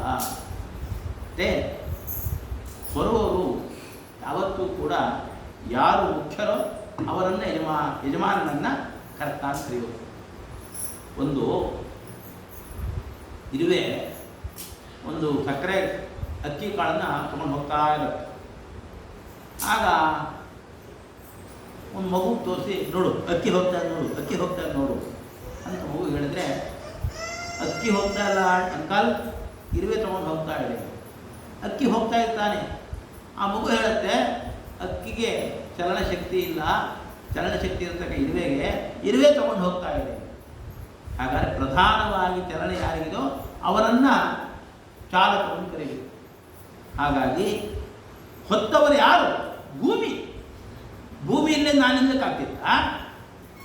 ಹಾಗಾಗಿ ನಾನು ಹೊತ್ತವನಲ್ಲ, ಭೂಮಿ ಹೊತ್ತು ಪ್ರಧಾನ ಹೊತ್ತು. ಭೂಮಿನೂ ಅಲ್ಲ, ಭೂಮಿಯನ್ನು ಹೊತ್ತವ ಶೇಷನನ್ನು ಹೊತ್ತವ ವಾಯುಕೂರ್ಮ ಹೊತ್ತವನು ಮಹಾಕೂರ್ಮ. ಹಾಗೆ ಸಮಸ್ತ ಭಾರವನ್ನು ಹೊತ್ತವನು ಶ್ರೀಹರಿ. ಅದರಿಂದ ನಾನು ಹೊತ್ತಿಲ್ಲ, ಭಗವಂತ ನಿನ್ನ ಹೊತ್ತಿರುವನು. ಹೀಗೆ ಹೇಳ್ತಿದ್ದಾನೆ. ಅವನು ಉಪದೇಶವನ್ನು ಕೇಳಿದಾಗ ನನಗೆ ಆಶ್ಚರ್ಯವಾಯಿತು. ಕತ್ವಂ ನಿಗೂಢಶ್ಚರತಿ ದ್ವಿಜಾನಾಂ ವಿವರ್ಷಿ ಸೂತ್ರಂ ಕಥಮೋಪಧೂತಃ ಕಸ್ಯಾಸಿ ಕುತ್ರತ್ಯ ಇಹಾಪಿ ಕಸ್ಮಾನ್ ಕ್ಷೇಮಾಯ ನಶ್ಚೇತಸಿ ನೋತ ಶುಕ್ಲಃ ನಾಹಂ ವಿಶಂಕೆ ಸುರ ರಾಜವಜ್ರ ನತ್ರಕ್ಷಶೂಲಾತೆ ನಯಮಸ್ಯ ದಂಡಾತೆ ಕೃಶಂ ಬ್ರಹ್ಮಕುಲಾವಮಾನ. ಅವನ ಹಣಕ್ಕೆ ನೋಡ್ತಾನೆ, ಇವನು ಕೊರಳಲ್ಲಿ ಜನಿವಾರ ಇದೆ, ಹೆದರಬೇಡ. ಬ್ರಾಹ್ಮಣ ಕೆಳಗಡೆ ಹೇಳ್ತಿದ್ದಾನೆ, ಹೇ ಬ್ರಾಹ್ಮಣ, ನಾನು ಇಂದ್ರನ ವಜ್ರಾಯುಧಕ್ಕೆ ಹೆದರಲ್ಲ, ಯಮನ ಪಾಶಕ್ಕೆ ಹೆದರಲ್ಲ, ಯಾರಿಗೂ ಹೆದರಲ್ಲ. ಬ್ರಹ್ಮಕುಲ ಅವಮಾನ, ಬ್ರಾಹ್ಮಣರಿಗೆ ಅವಮಾನ ಮಾಡಿಬಿಟ್ಟು ನಾನು ಭಾರಿ ಹೆದರಿಕೆ. ನಿನ್ನ ಕೊರಳಲ್ಲಿ ಜನವಾರ ಕಾಣ್ತಾ ಇದೆ. ತತ್ವಂ ನಿಗೂಢತೆ, ಯಾರಪ್ಪ ನೀನು? ಬಹಳ ಗುಟ್ಟಾಗಿ ಸಾಧನವನ್ನು ಮಾಡಿ ಜಗತ್ತಿಗೆ ನಿನ್ನ ವ್ಯಕ್ತಿತ್ವವನ್ನು ಪ್ರಕಟ ಮಾಡದಂತೆ ಇದ್ದೀಯಲ್ಲ, ನೀನು ಯಾರು ಅಂತ ಹೇಳಿ ನಮಸ್ಕಾರ ಮಾಡಿದ್ದಾನೆ. ಆಗ ಅವ, ನಾನು ಭರತ, ಕಳೆದ ಜನ್ಮದಲ್ಲಿ ಭರತ ಚಕ್ರವರ್ತಿಯಾಗಿದ್ದೆ, ಈಗ ಇಂತಹ ಬ್ರಾಹ್ಮಣನನ್ನು ಹುಟ್ಟಿದ್ದೇನೆ ಅಂತ ಹೇಳಿದಾಗ ತತ್ವೋಪದೇಶವನ್ನು ಮಾಡುವುದು ಅಂತ ಹೇಳಿದಾಗ, ನಮೋ ನಮಃ ಕಾರಣ ವಿಗ್ರಹಾಯ ಸ್ವರೂಪ ತುಚ್ಛೀಕೃತ ವಿಗ್ರಹಾಯ ನಮೋ ಅವಧೂತ ದ್ವಿಜಬಂಧುಲಿಂಗ ನಿಗೂಢ ನಿತ್ಯಾನುಭವಾಯ ತುಭ್ಯಂ. ನಿರಂತರ ಭಗವಂತನನ್ನು ಕಾಣತಕ್ಕಂಥ, ಆದರೆ ನಿನ್ನ ಅಂತಸ್ತು ಏನಿದೆಯೋ ಅದನ್ನು ಮುಚ್ಚಿ ಹಾಕಿ ಸಾಮಾನ್ಯರಲ್ಲಿ ಸಾಮಾನ್ಯರಂತೆ ನಡೀತಕ್ಕಂಥ ಪರಮ ವಿರಕ್ತಶಾಲಿಯಾದ ನಿನಗೆ ನಮೋ ನಮಃ ಅಂತ ಹೇಳಿ ಉಪದೇಶವನ್ನು ಮಾಡಬೇಕು ಅಂತ ಕೇಳಿದ್ದಾನೆ. ಆಗ ಭವಾಟವಿ ಒಂದು ಅರಣ್ಯದ ಕಥೆಯನ್ನೇ ಹೇಳ್ತಾ ಇದ್ದಾನೆ. ಒಬ್ಬ ವ್ಯಾಪಾರಿ ನೂರಾರು ಕುರಿಗಳನ್ನು ತೆಗೆದುಕೊಂಡು ಹೊರಟ. ತನ್ನ ಊರಿನಿಂದ ಇನ್ನೊಂದು ಊರಿಗೆ ಹೋಗ್ಬೇಕು, ಮಧ್ಯೆ ಕಾಡು. ಆ ಕಾಡಿನಲ್ಲಿ ಹೋಗಬೇಕಾಗಿದೆ. ಕಾಡಿನಲ್ಲಿ ಮಾರ್ಗವನ್ನು ಸೂಚನೆ ಮಾಡತಕ್ಕಂಥ ವ್ಯಕ್ತಿಗಳನ್ನು ಕರ್ಕೊಂಡು ಸಹಾಯ ತಗೊಂಡು ಹೋಗಬೇಕು. ಅವರ ಸಹಾಯ ತಗೊಂಡ್ರೆ ಅವರಿಗೆ ಸ್ವಲ್ಪ ಸಂಬಳ ಕೊಡಬೇಕು. ಅವರಿಗೇನು ಸಂಬಳ ಕೊಡೋದು? ಅವ್ರ ಸಾಮಾನು ಬೇಡ, ಮುಂಬಾಳಿಗೆ ಹೋಗ್ತೀನಿ ಕಾಡಲ್ಲಿ ಅಂತ ಹೇಳಿ ಕುಡಿದು ಹೊರಟ. ಸ್ವಲ್ಪ ದೂರ ಹೋಗುತ್ತೆ, ದಾರಿ ತಪ್ಪಿದ್ದ ಕುರಿಯ ಸಮಾನ. ಆ ಕುರಿಗಳನ್ನು ಕಾಯಬೇಕು. ಅತ್ತಲ್ಲೇ ಗುಯ್ ಅಂತೇಳಿ ಸೊಳ್ಳೆಗಳು ಮುಚ್ಕೋತಾ ಇದೆ. ಮುಂದೆ ಹೋಗೋಣ ಅಂತಂದರೆ ಎದುರಿಗೆ ಗುಡ್ಡ, ಪಕ್ಕದಲ್ಲಿ ಹೋಗೋಣ ಅಂತ ದೊಡ್ಡ ಪ್ರಪಾತ, ಕಾಳಿಗೆಲ್ಲ ಮುಳುಗಿಸ್ತಾ ಇದೆ, ಪಕ್ಕದಲ್ಲಿ ಬಳ್ಳಿಗಳೆಲ್ಲ ಕುತ್ಕೊಳ್ತಾ ಇದೆ. ಆ ಸೊಳ್ಳೆಗಳು, ನದಿಗಳು ಊಳಿರ್ತಕ್ಕಂಥದ್ದು, ಆನೆ ಕೇಳಿರ್ತಕ್ಕಂಥದ್ದು ಹೇಳ್ತಾ ಇದೆ. ಭಾರಿ ವೇಗವಾಗಿ ಹೋಗಬೇಕು ಅಂತ ಮುಂದೆ ಹೋಗ್ತಾನೆ. ಹುಲಿ ಕಟ್ಕೊಂಬಂತು ಅಂತ ಹೇಳಿ ಓಡಿ ನೋಡ್ತಾನೆ, ಪಕ್ಕದಲ್ಲಿ ಹುಲಿ. ನಾನು ಭಾಳ ದೂರ ಹೋಗಿದ್ದೀನಿ ಅಂದ್ಕೊಂಡಿದ್ದಾನೆ, ಪಕ್ಕದಲ್ಲಿ ತೋಳಗಳು, ನರಿಗಳು ಒಂದೊಂದೇ ಬಂದು ಕುರಿಯನ್ನು ಹೋಗಿ, ಕುರಿನೂ ಹೋಯ್ತು, ಜೀವನ ಓಡಿಬಂದು ಹುಲಿ ಒಂದು ಹಚ್ಕೊಂಬರ್ತಾದೆ ಅಂತ ಓಡ್ತಾನೆ. ನೋಡಿದ್ರೆ ಒಂದು ಹಾಳು ಬಾವಿ. ಆ ಬಾವಿಯಲ್ಲಿ ದೊಡ್ಡ ಹಬ್ಬ ಹುಡುಗಿ ಬರ್ತಾರೆ.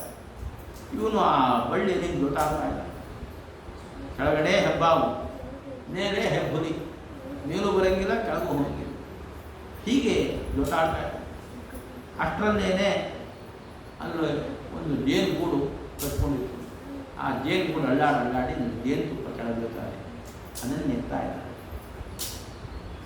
ಹೀಗೆ ಆ ವ್ಯಕ್ತಿಯ ಅಡವಿ ಪಾಲಾಗದ ವ್ಯಕ್ತಿಯ ದುರವಸ್ಥೆಯನ್ನು ಇದು ಹೇಳ್ತಿದ್ದಾರೆ. ಇದು ನಮ್ಮೆಲ್ಲರ ದುರವಸ್ಥೆ ಅಂತ. ಮನುಷ್ಯ ಸಂಸಾರ ಕಾಡು.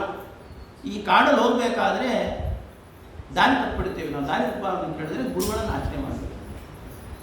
ಗುರುಗಳನ್ನು ಆಶ್ರಯ ಮಾಡದೆ ಹೋದರೆ ಇದರಂತೆ ನಾವು ಕಾಡಲ್ಲಿ ದಾರಿ ತಪ್ಪಿಡ್ತೀವಿ. ದಾರಿ ತಪ್ಪಿಟ್ಟು ಏನಾಗುತ್ತೆ, ಗುಯ್ಯಿ ಅಂತಕ್ಕಂಥ ಪಳ್ಳೆ ಅಂತಂದರೆ ಬೈಯೋರು, ಹಿಂದಿಳ್ಕೊಂಡು ಬೈಯೋರು, ಗು ಗು ಅಂಥೇಳಿ ಗೂಗಿಂದ ಎದುರು ಬೈಯೋರು, ಹಿಂದೆ ಬೈಯೋರು, ಎದುರು ಬೈಯೋರು. ತೋಳ ಅಂತಂದರೆ ನಮ್ದೆಲ್ಲ ಸಂಪತ್ತನ್ನು ಕರ್ಕೊಂಡು ಹೋಗ್ತಕ್ಕಂಥ ಒಂದು, ಇಂತಹ ನಮ್ಮ ಸಂಪತ್ತು ತಗೊಂಡು ಹೋಗ್ತದೆ. ಸಂಸಾರದಲ್ಲಿ ಭಾರೀ ಕ್ಲೇಶ, ಏನು ಕಷ್ಟಪಟ್ಟು ಹಗಲು ರಾತ್ರಿಯನ್ನು ದುಡಿಬೇಕು, ಅದು ಗುಡ್ಡ ಆಯಿತು.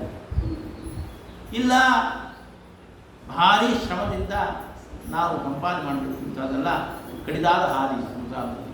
ಎಷ್ಟು ಮಾಡಿದ್ರು ಕೂಡ ಹೆಂಡತಿ ಬೈತಾಳೆ, ಮಕ್ಕಳು ಬೈತಾರೆ, ಅಪ್ಪ ಬೈತಾರೆ, ಇನ್ನೊಬ್ಬರು ಬೈತಾರೆ, ಅವೆಲ್ಲ ಬೇಸ್ಬೇಕು ಮಾಡ್ಕೋಬೇಕು ಇಂಥದ್ದೆಲ್ಲ ತೊಂದರೆಗಳನ್ನೆಲ್ಲ ಅನುಭವಿಸ್ಬೇಕಾಗ್ತದೆ.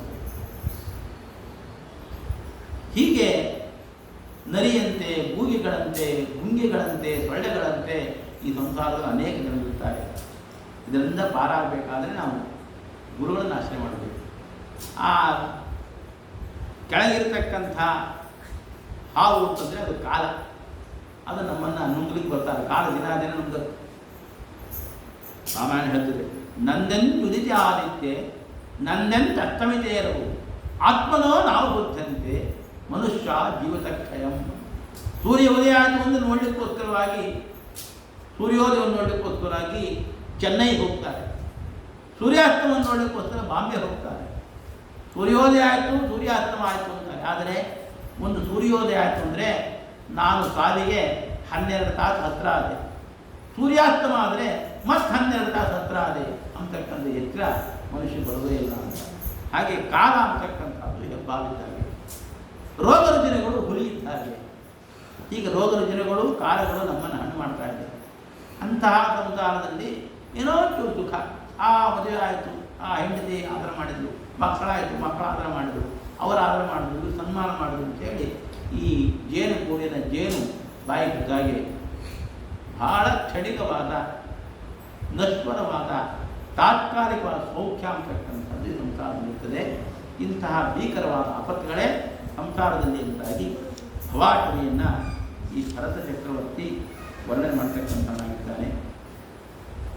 ಮುಂದೆ ಈ ಭಾಗವತದ ಪಂಚಮ ಸ್ಕಂದದಲ್ಲಿ ಭೂಗೋಳ ಖಗೋಳಗಳ ವರ್ಣನೆ ಬರ್ತದೆ. ಸೂರ್ಯ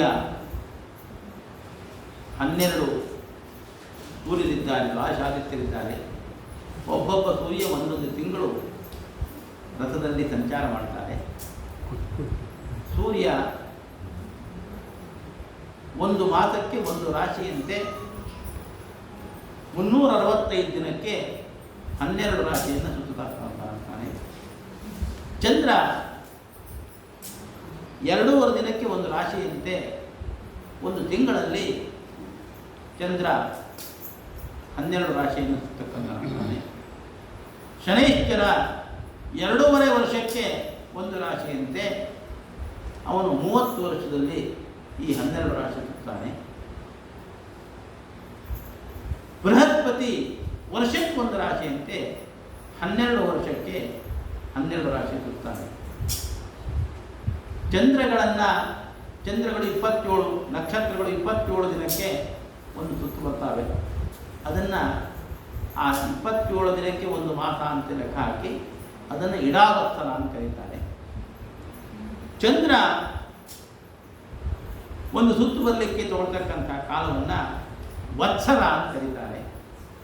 ಬೃಹಸ್ಪತಿ ಒಂದು ರಾಶಿಯಿಂದ ಒಂದು ರಾಶಿಗೆ ಬರತಕ್ಕಂಥ ಕಾಲವನ್ನು ಪರಿವತ್ಸರ ಅಂತ ಕರೀತಾರೆ.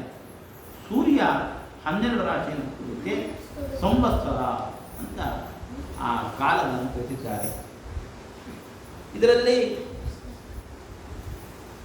ಪ್ರಾಯಕವಾಗಿ ಎಲ್ಲ ಗ್ರಹಗಳು ಕೂಡ 11ನೇ ಮನೆಯಲ್ಲಿದ್ದರೆ ಶುಭಕಾರಕರು. ಇನ್ನು 8ನೇ ಮನೆಯಲ್ಲಿ 5ನೇ ಮನೆಯಲ್ಲಿ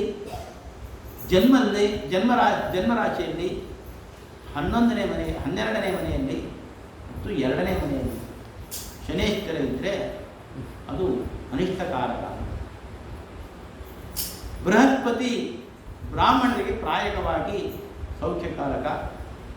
ಅದರಲ್ಲೂ ಕೂಡ ಸಪ್ತಮದಲ್ಲಿ, ಜನ್ಮದಲ್ಲಿ, ಏಕಾಶ ಸ್ಥಾನದಲ್ಲಿ,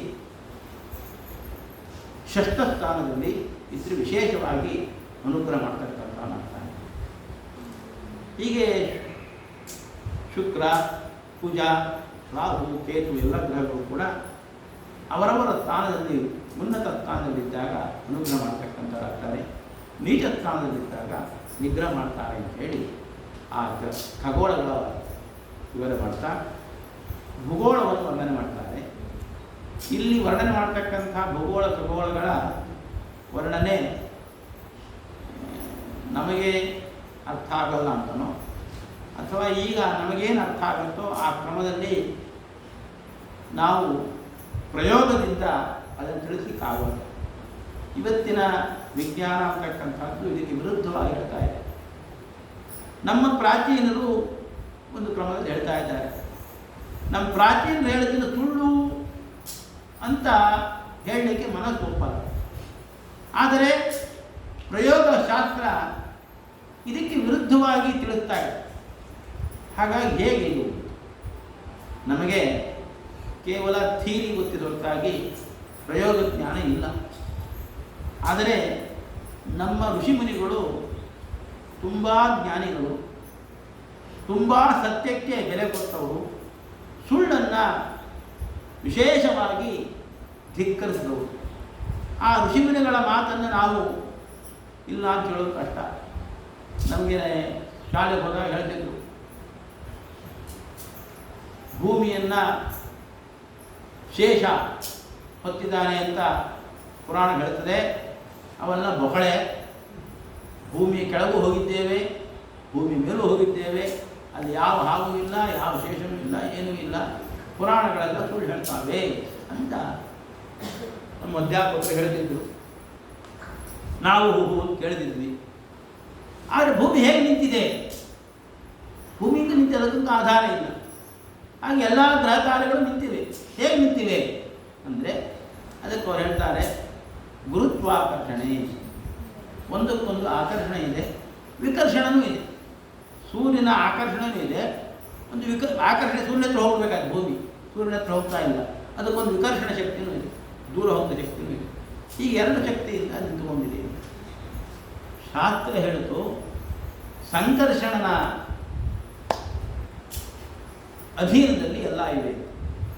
ಇವರು ಗುರುತ್ವಾಕರ್ಷಣೆ ಎಂದು, ಶಾಸ್ತ್ರ ಹೇಳಿತು ಸಂಕರ್ಷಣ ಅಂತ. ಹೆಸರಿನಲ್ಲಿ ವ್ಯತ್ಯಾಸ ಹೊರತಾಗಿ ಆ ರೂಪಗಳು ಏನು ಅಂತ ಅರ್ಥ ಆಗೋದು ಕಷ್ಟ. ಹಾಗಾಗಿ ಪುರಾಣಗಳಲ್ಲಿ ಹೇಳ್ತಕ್ಕಂಥದ್ದನ್ನು ನಾವು ಏನಿದೆ ಅದನ್ನು ಹೇಳುವುದು. ಪುರಾಣಗಳಲ್ಲಿ ಅನೇಕ ಕ್ರಮದಲ್ಲಿ ಹೇಳ್ತಾರೆ. ಅದಕ್ಕೆ ದರ್ಶನ ಭಾಷಾ, ಸಮಾಧಿ ಭಾಷಾ ಮತ್ತು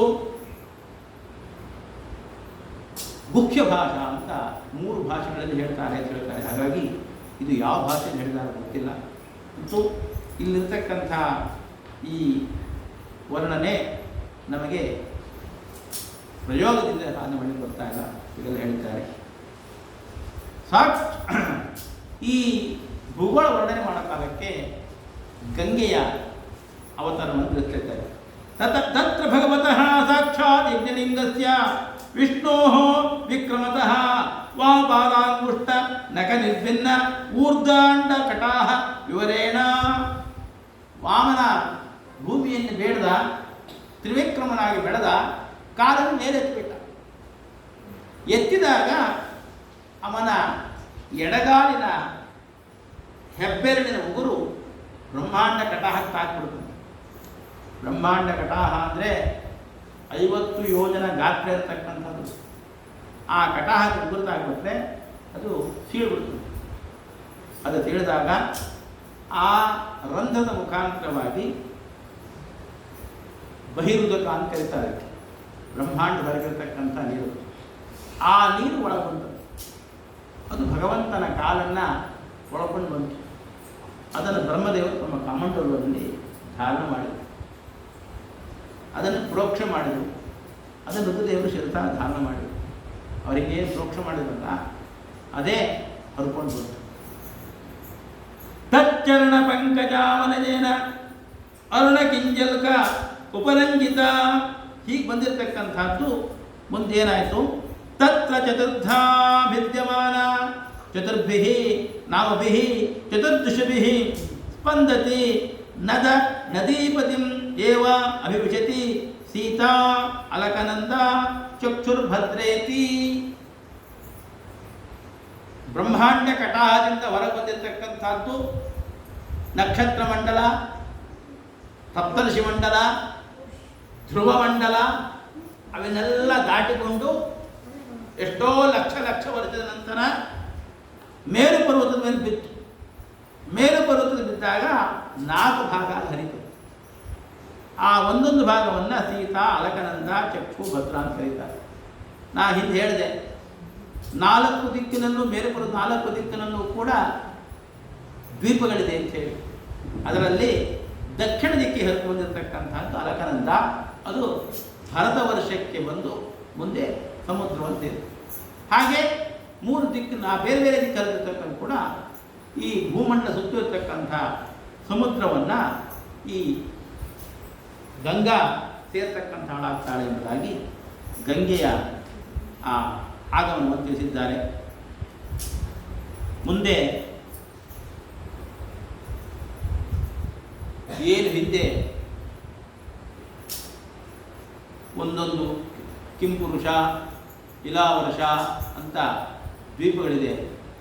ಒಂದೊಂದು ದ್ವೀಪದಲ್ಲೂ ಕೂಡ ಒಬ್ಬೊಬ್ಬ ಮಹಾಪುರುಷ ಇದ್ದಾನೆ. ಅಲ್ಲೊಂದು ಭಗವದ್ ರೂಪ ಇದೆ. ಕಿಂಪುರುಷ ಗಂಡದಲ್ಲಿ ರಾಮದೇವರಿದ್ದಾರೆ, ಹನುಮಂತ ಪೂಜೆ ಮಾಡ್ತಿದ್ದಾನೆ. ಭದ್ರಾಷ್ಟದಲ್ಲಿ ಭದ್ರರು ಅಂತಿದ್ದಾರೆ, ಅವರು ಸಂಕರ್ಷಣ ಪೂಜೆ ಮಾಡ್ತಾ ಇದ್ದಾರೆ. ಭರತ ವರ್ಷದಲ್ಲಿ ನಾರದಿದ್ದಾರೆ, ನರನಾರಾಯಣ ಪೂಜೆ ಮಾಡ್ತಾರೆ. ಹೀಗೆ ಎಲ್ಲ ದ್ವೀಪದಲ್ಲೂ ಒಬ್ಬರು ಭಗವದ್ ರೂಪ ಇದೆ, ಅವನನ್ನು ಉಪಾಸನೆ ಮಾಡ್ತಕ್ಕಂಥವರಿದ್ದಾರೆ. ಹರಿವರ್ಷದಲ್ಲಿ ಪ್ರಹ್ಲಾದ ಇದ್ದಾನೆ, ನರಹರಿಯನ್ನು ಅವನು ಪೂಜೆ ಮಾಡ್ತಾ ಇದ್ದಾನೆ ಎಂಬುದಾಗಿ ತಿಳಿಸ್ತಕ್ಕಂಥವರಾಗಿದ್ದಾರೆ. ಹೀಗೆ ಖಗೋಳ ಭೂಗೋಳಗಳ ವರ್ಣನೆ ಇದೆ. ಈ 5ನೇ ಸ್ಕಂದ ಅಂತಕ್ಕಂಥದ್ದು ಮುಗಿತಕ್ಕಂಥದ್ದಾಗ್ತದೆ.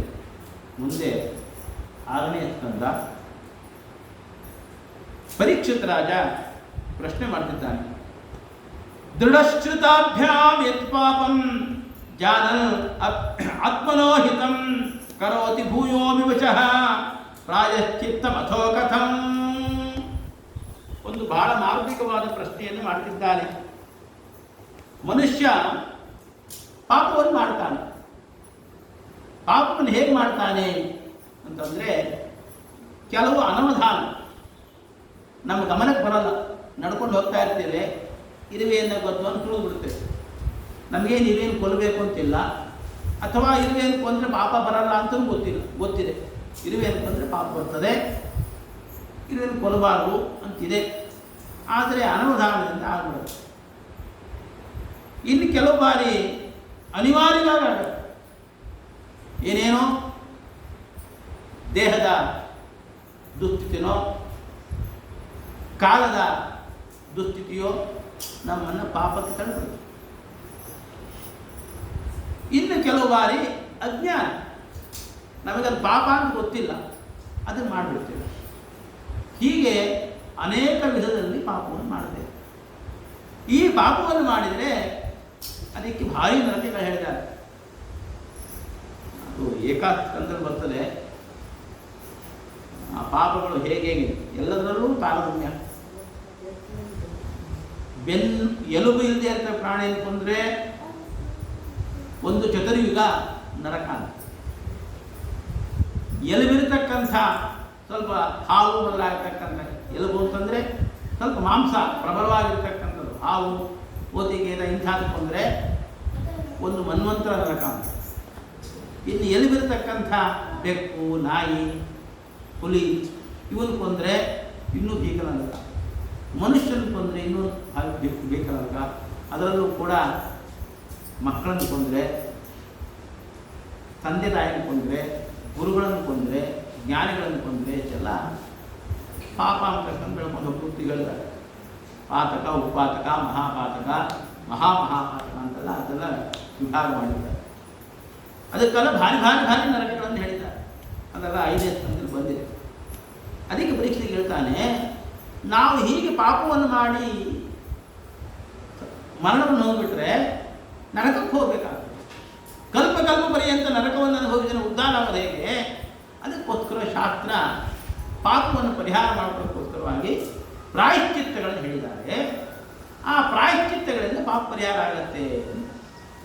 ಇದ್ರ ಮೇಲೆ ಪ್ರಶ್ನೆ ಉಂಟು. ಪ್ರಾಯಶ್ಚಿತ್ತವನ್ನು ಮಾಡಿಕೊಂಡ್ರೆ ಪಾಪ ಪರಿಹಾರ ಆಗತ್ತೋ ಇಲ್ಲೋ? ಆಗತ್ತೆ, ಶಾಸ್ತ್ರ ಹೇಳಿ. ಹಾಗಾದರೆ ಪಾಪ ಮಾಡಿ ಪರವಾನಗಿ ಕೊಟ್ಟಂಗೆ. ಸರಿ, ಏನೋ ಪಾಪ ಹೇಳ್ತಾರೆ, ಪಾಪ ಇದು ಪ್ರಾಯಶ್ಚಿತ್ತ ಮಾಡ್ಕೊಂಡ್ರೆ ಅಲ್ಲಿಗೆ ಪಾಪ ಮಾಡತಕ್ಕಂಥ ವ್ಯಕ್ತಿ ಒಂದು ರೀತಿಯಾಗಿ ಉತ್ತೇಜನ ಕೊಟ್ಟಂಗೆ. ಇಲ್ಲ, ಪ್ರಾಯಶ್ಚಿತ್ತದಿಂದ ಪಾಪ ಪರಿಹಾರ ಆಗೋಲ್ಲ ಅಂದರೆ ಶಾಸ್ತ್ರ ಅಪ್ರಮಾಣ ಅಂತಾರೆ. ಹಾಗಾದ್ರೆ ಹೇಗಿದು? ಅದಕ್ಕೆ ಶುಕಾಚಾರ್ಯ ಹೇಳ್ತಾರೆ, ಕರ್ಮಣ ಕರ್ಮನೀಹಾರ ನಾತ್ಯತ್ಯಂತಿಕ ಇಷ್ಯತೆ ಅವಿದ್ವದವಿದಾತ್ ಅವಿಕಾರಿತ್ವಾತ್ ಪ್ರಾಯಶ್ಚಿತ್ತಂ ವಿಮರ್ಶನೋ. ಭಾಗವತ ಪ್ರಥಮ ಸ್ಕಂದಲ್ಲೂ ಕೂಡ ಅದು ಬಂದಿದೆ. ಯಥಾ ಪಂಚೇನ ಬಂಕಾಂಭ, ಕೈ ಕೆಸರಾತು ಅಂತ ಹೇಳಿ ಕೆಸರ ನೀರಿನ ತೊಳ್ಕೊಂಡ್ರೆ ಕೈ ಶುದ್ಧಿ ಆಗೋಲ್ಲ. ಹಾಗೇನೆ ಒಂದು ಕರ್ಮಣ ಕರ್ಮನೀಹಾರ, ಒಂದು ಕರ್ಮದಿಂದ ಇನ್ನೊಂದು ಕರ್ಮ ಅಂತಕ್ಕಂಥದ್ದು ಹೋಗುತ್ತೆ ಅಂತಿಲ್ಲ. ಅತ್ಯಂತ ಗಮೀಯತೆ, ಹೋಗಲ್ಲ. ಸ್ವಲ್ಪ ಉಮರ್ದ ಕಡಿಮೆ ಆಗ್ಬೋದು. ಅದರ ಸ್ವಾಮಿ ದೃಷ್ಟಾಂತ ಕೊಡ್ತಾರೆ. ನಾವು ಏನೋ ಪಾಪ ಮಾಡಿದ್ವಿ, ಅದರಿಂದ ಕುದುರೆ ಯೋನಿಯನ್ನು ಹುಟ್ಟಬೇಕಾಗ್ತದೆ ಅಂಥ ಪಾಪ ಒಂದೊಂದು ಮಾಡಿ ಇಂತಿಂಥ ಯೋನಿಯನ್ನು ಹುಟ್ಟುತ್ತೆಲ್ಲ ಹೇಳಿದ್ದಾರೆ. ನರಕಾನಂತ ಬೇರೆ, ಪಾಪಶೇಷದಿಂದ ಇಂತಿಂಥ ಯೋನಿಯನ್ನು ಹುಡ್ತೀವಿ ಅಂತ ಹೇಳಿದ್ದಾರೆ.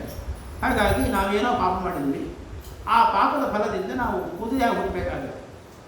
ಪ್ರಾಯಶ್ಚಿತ್ತ ಮಾಡಿಕೊಂಡ್ರೆ ಏನಾಗುತ್ತೆ ಅಂದರೆ ಮದರಾತ್ಮ ಹೇಳ್ತಾರೆ, ಪ್ರಾಯಶ್ಚಿತ್ತ ಮಾಡಿಕೊಂಡ್ರೆ ಕುದುರೆಯಾಗಿ ಹುಡ್ತೀವಿ.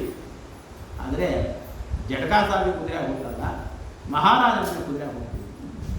ಅದು ಸ್ವಲ್ಪ ಏನೋ ಸೌಖ್ಯ ಇಲ್ಲ. ಜಟಕಾಸ ಬರೀ ಹುಲ್ಲು ಹಾಕಿ ಬಾರಿಕೊಂಡು ಹೊಡಿತಾರೆ, ಹಾಗಾಗೋಲ್ಲ. ಇದಕ್ಕೆ ಉಪಮರ್ದ ಅಂತ ಅಂದರೆ ಬುದ್ಧಿ ಗ್ರಹಣ ಆಗಲಿ ಅಂತ. ಅಂತೂ ಪಾಪದ ವೇಗ ಕಡಿಮೆ ಆಗುತ್ತೆ, ಅದು ಪೂರ್ಣ ಹೋಗಲ್ಲ. ಇವರು ದಾಸರಾಯರು ಹೇಳ್ತಾರೆ, ಇವತ್ತು ಮಧುಕರ ಶೇಷದಾಸರ ಆರಾಧನೆ. ಅವರು ಹೇಳ್ತಾರೆ, ನಾವು ಏನೋ ಪಾಪ ಮಾಡಿದ್ವಿ, ಆ ಪಾಪದಿಂದ ಪರಸ್ತ್ರೀ ಸಂಘ ಆಗಬೇಕು. ಪರಸ್ತ್ರೀ ಸಂಘ ಪಾಪದಿಂದ ಆಗೋದು, ಪುಣ್ಯದಿಂದ ಆಗೋದಲ್ಲ. ಸುರಾಪಾನ ಪಾಪದಿಂದ ಆಗ್ತದೆ. ಪರಪುರುಷ ಸಹವಾಸ, ಪರಸ್ತ್ರೀ ಸಹವಾಸ ಅಂತಕ್ಕಂಥದ್ದು ನಮ್ಮ ಕರ್ಮದಿಂದ ಆಗಬೇಕಾಗುತ್ತೆ. ನಾವೇನಾದರೂ ಪ್ರಾಯಶ್ಚಿತ್ತ ಮಾಡಿಕೊಂಡು ಅದಕ್ಕೆ ತಕ್ಕಂಥ ಪಶ್ಚಾತ್ತಾಪದಿಂದ ಏನಾದ್ರು ಮಾಡ್ಕೊಂಡಿದ್ರೆ ಏನಾಗುತ್ತೆ ಅಂದರೆ, ಅದಕ್ಕೆ ದಾಸ ಹೇಳ್ತಾರೆ, ಸ್ವಪ್ನದಲ್ಲಿ ಅದು ಪರಿಹಾರ ಆಗುತ್ತೆ. ನಮಗೊಂದು ಸ್ವಪ್ನ ಬರ್ತದೆ, ಆ ಸ್ವಪ್ನದಲ್ಲಿ ಪರಸ್ತ್ರೀ ಸಹವಾಸ ಮಾಡೋ ಸ್ವಪ್ನ ಪರಿಹಾರ. ನಿಜವಾಗಲೂ ಪರಸ್ತ್ರೀ ಸಹವಾಸ ಮಾಡಿ ಮತ್ತೆ ಭಾರೀ ನರಕಕ್ಕೆ ಹೋಗಬೇಕಾಗಿತ್ತು. ಅದನ್ನು ತಪ್ಪಿಸ್ಲಿಕ್ಕೆ ಭಗವಂತ ಸ್ವಪ್ನದಲ್ಲೋ ಇನ್ನೊಂದಲ್ಲೋ ಅದು ಪರಿಹಾರ ಆಗಿ ಆಗ್ತದೆ. ಹೀಗೆಲ್ಲ ಅನೇಕ ಉಪಾಯಗಳನ್ನು ಹೇಳಿದ್ದಾರೆ. ಒಟ್ಟು ಪ್ರಾಯಶ್ಚಿತ್ತ ಮಾಡ್ಕೋಬೇಕು. ಶುಕಾಚಾರ್ಯರು ಹೇಳಿಕೆ ಹೊಂದಿದ್ದಾರೆ ಅಂತಂದರೆ, ಪ್ರಾಯಶ್ಚಿತ್ತವನ್ನು ಮಾಡಿಕೊಂಡ್ರೆ ಸಂಪೂರ್ಣವಾಗಿ ಹೋಗೋಲ್ಲ, ಬರೇ ಪ್ರಾಯಶ್ಚಿತ್ತ ಮಾಡ್ಕೊಂಡ್ಬಿಟ್ರೆ ಪರಿಹಾರ ಆಗುತ್ತೆ ಅಂತ ಹೇಳಿದಾರಲ್ಲ ಅಂದರೆ, ಅದಕ್ಕೆ ಅವ್ರು ಹೇಳ್ತಾರೆ, ನಾತ್ನತಃ ಪಥ್ಯಮೇವಾನ್ನಂ ವ್ಯಾಧಯ ಅಭಿಭವಂತಿ. ನೋಡಪ್ಪ, ಪ್ರಾಯಶ್ಚಿತ್ತ ಅಂದರೆ ಔಷಧಿ ಇದ್ದಂತೆ. ಕೈ ಮುರಿದು ಹೋಗ್ಬಿಟ್ರೆ ಕಳ್ಳಿ ಹಾಲು ಹಾಕ್ಕೊಂಡು ಬಟ್ಟೆ ಕಟ್ಕೊಳ್ರಿ ಅಂತ ಹೇಳಿದ್ರು. ಕಳ್ಳಿ ಮರ ಇದೆ ಅಂತ ಕೈ ಮುರ್ಕೊಳ್ಳೋದಲ್ಲ, ಇನ್ನೋ ಕೈ ಮುರಿದು ಹೋದರೆ ಅದಕ್ಕೊಂದು ಔಷಧಿ.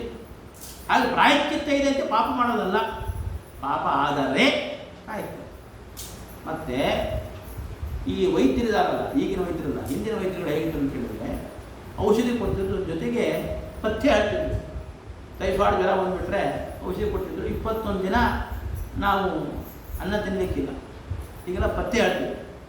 ನಾವು ಅನ್ನಗಿಲ್ಲ ತಿಂದ್ಬಿಟ್ಟು ಗುಳಿಗೆ ತೊಗೊಂಡ್ಬಿಟ್ರೆ ಜ್ವರ ಹೋಗ್ತಿದ್ದಿಲ್ಲ. ಈ ಊಟ ಮಾಡಿದ್ದಕ್ಕೆ ಹೋಗಿಲ್ಲ ಅಂತ ನಾನು ಹೇಳಿದ್ದೆ. ಹಾಗಾಗಿ ಔಷಧಿ ಅಂತಕ್ಕಂಥ ಪ್ರಾಯಶ್ಚಿತ್ತ ಇದ್ದಂಗೆ ಅದಕ್ಕೆ ಪಥ್ಯ ಮಾಡಬೇಕು.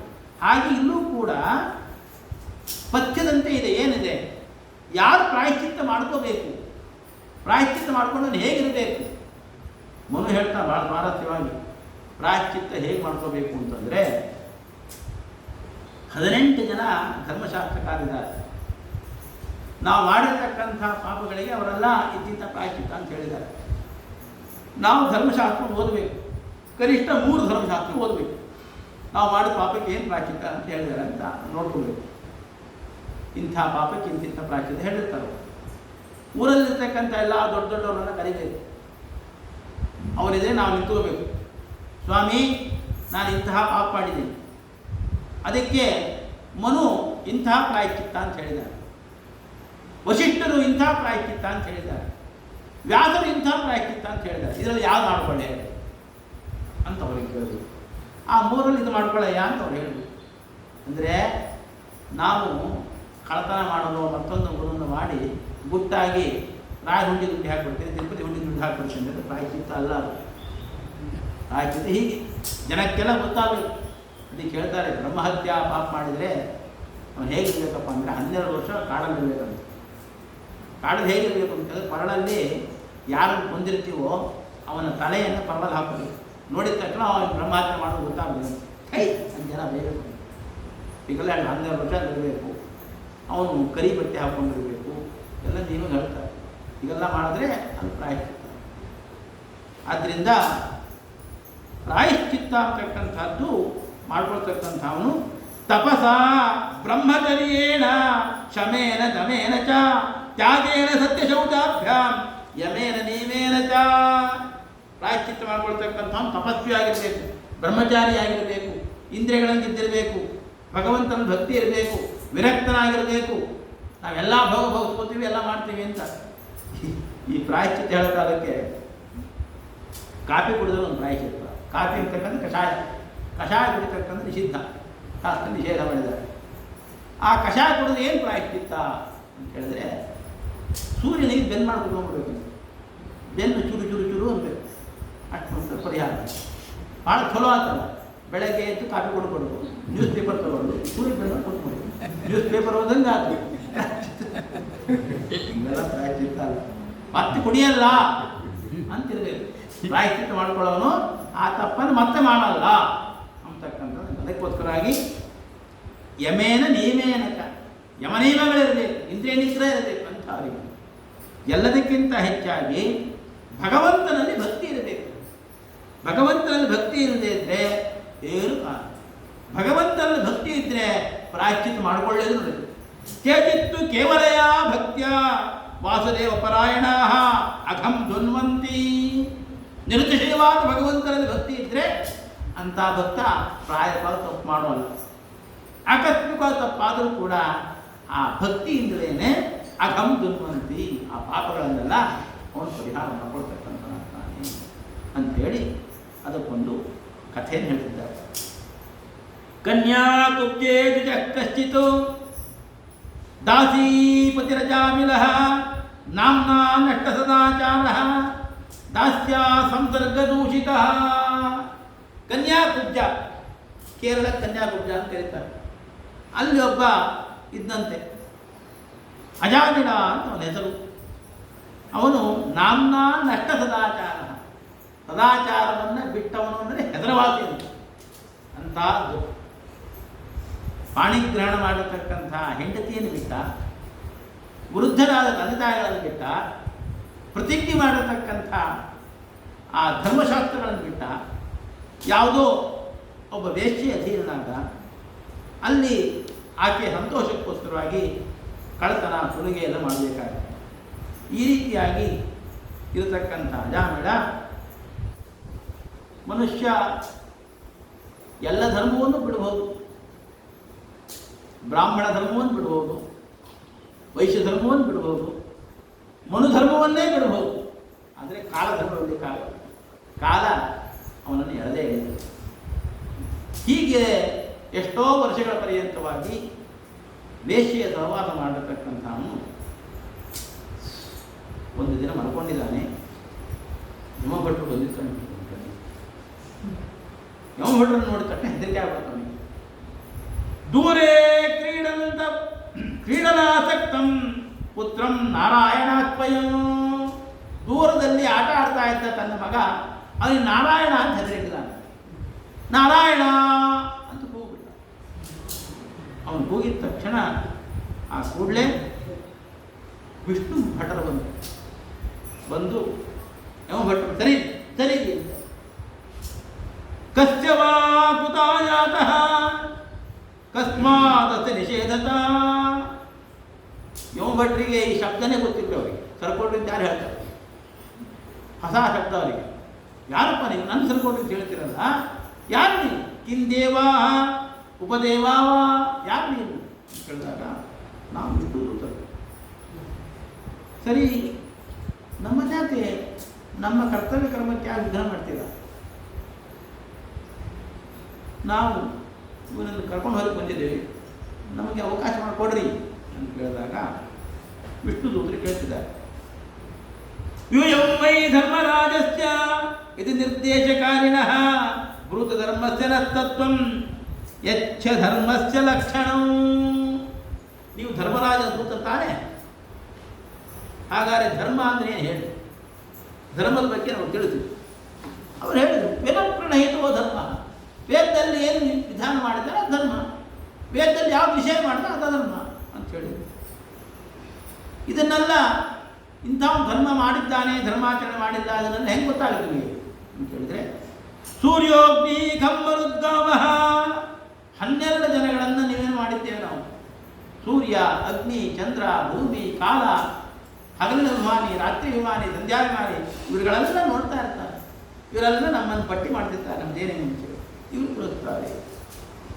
ಆದ್ದರಿಂದ ಇದೆಲ್ಲ ಲೆಕ್ಕಾಚಾರ ಮಾಡಿಕೊಂಡೆ ಅವರಿಗೆ ಬಂದಿರತಕ್ಕಂಥದ್ದು ಅಂತ ಹೇಳಿದಾಗ ಇವರು ಹೇಳ್ತಿದ್ದಾರೆ,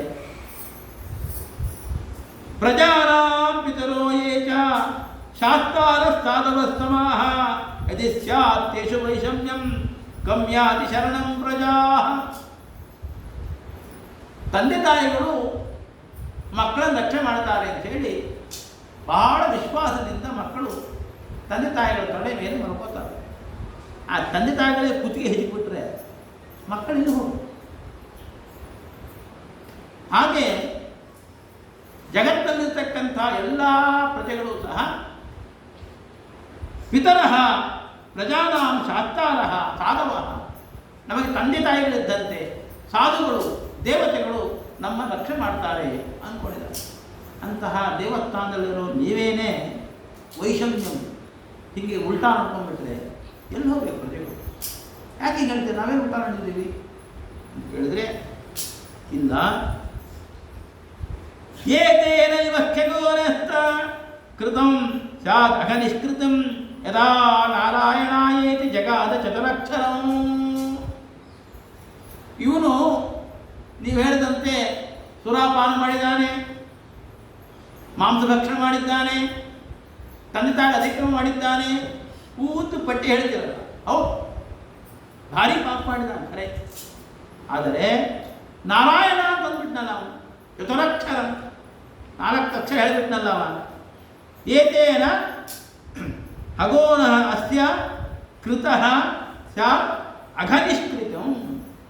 ಎಲ್ಲ ಪಾಪದ ಪರಿಹಾರ ಅಂತಕ್ಕಂಥದ್ದು ಈ ನಾರಾಯಣ ಅಂತ ಹೇಳ್ತಿದ್ದಾರೆ. ತೇನ ಸುರಾಪಾನ, ಮಿತ್ರದ್ರೋಹ ಏನೇನಿದೆಯೋ ಎಲ್ಲ ಪಾಪಗಳು ಕೂಡ ನಾರಾಯಣ ಅಂತಕ್ಕಂಥ. ಅದಕ್ಕೆ ನಾರದ ಪುರಾಣ ಹೇಳ್ತದೆ, ನಾರಾಯಣೇತಿ ನಾಮಾಸ್ತಿ ವಾಗಸ್ತಿ ವಶವರ್ತಿನಿ ತಥಾಪಿ ನರಕೆ ಘೋರೆ ಪತಂತಿ ಏತದದ್ಭುತಂ. ಜನ ನರಕಕ್ಕೆ ಬೀಳ್ತಾರೆ, ಬಹಳ ಆಶ್ಚರ್ಯ. ಯಾಕೆಂದರೆ ನಾರಾಯಣ ನಾಮ ಇದೆ, ಅದು ಹೇಳ್ತಕ್ಕಂಥ ನಾಲಿಗೆ ಇದೆ, ಇದ್ರೂ ಕೂಡ ಇವರು ಪಾಪವನ್ನು ಪರಿಹಾರ ಮಾಡಿಕೊಳ್ಳದೆ ನರಕಕ್ಕೆ ಹೋಗ್ತಾರಲ್ಲ, ಇದು ಬಹಳ ದುಃಖದ ಸಂಗತಿ ಅಂತ ಹೇಳ್ತಾರೆ.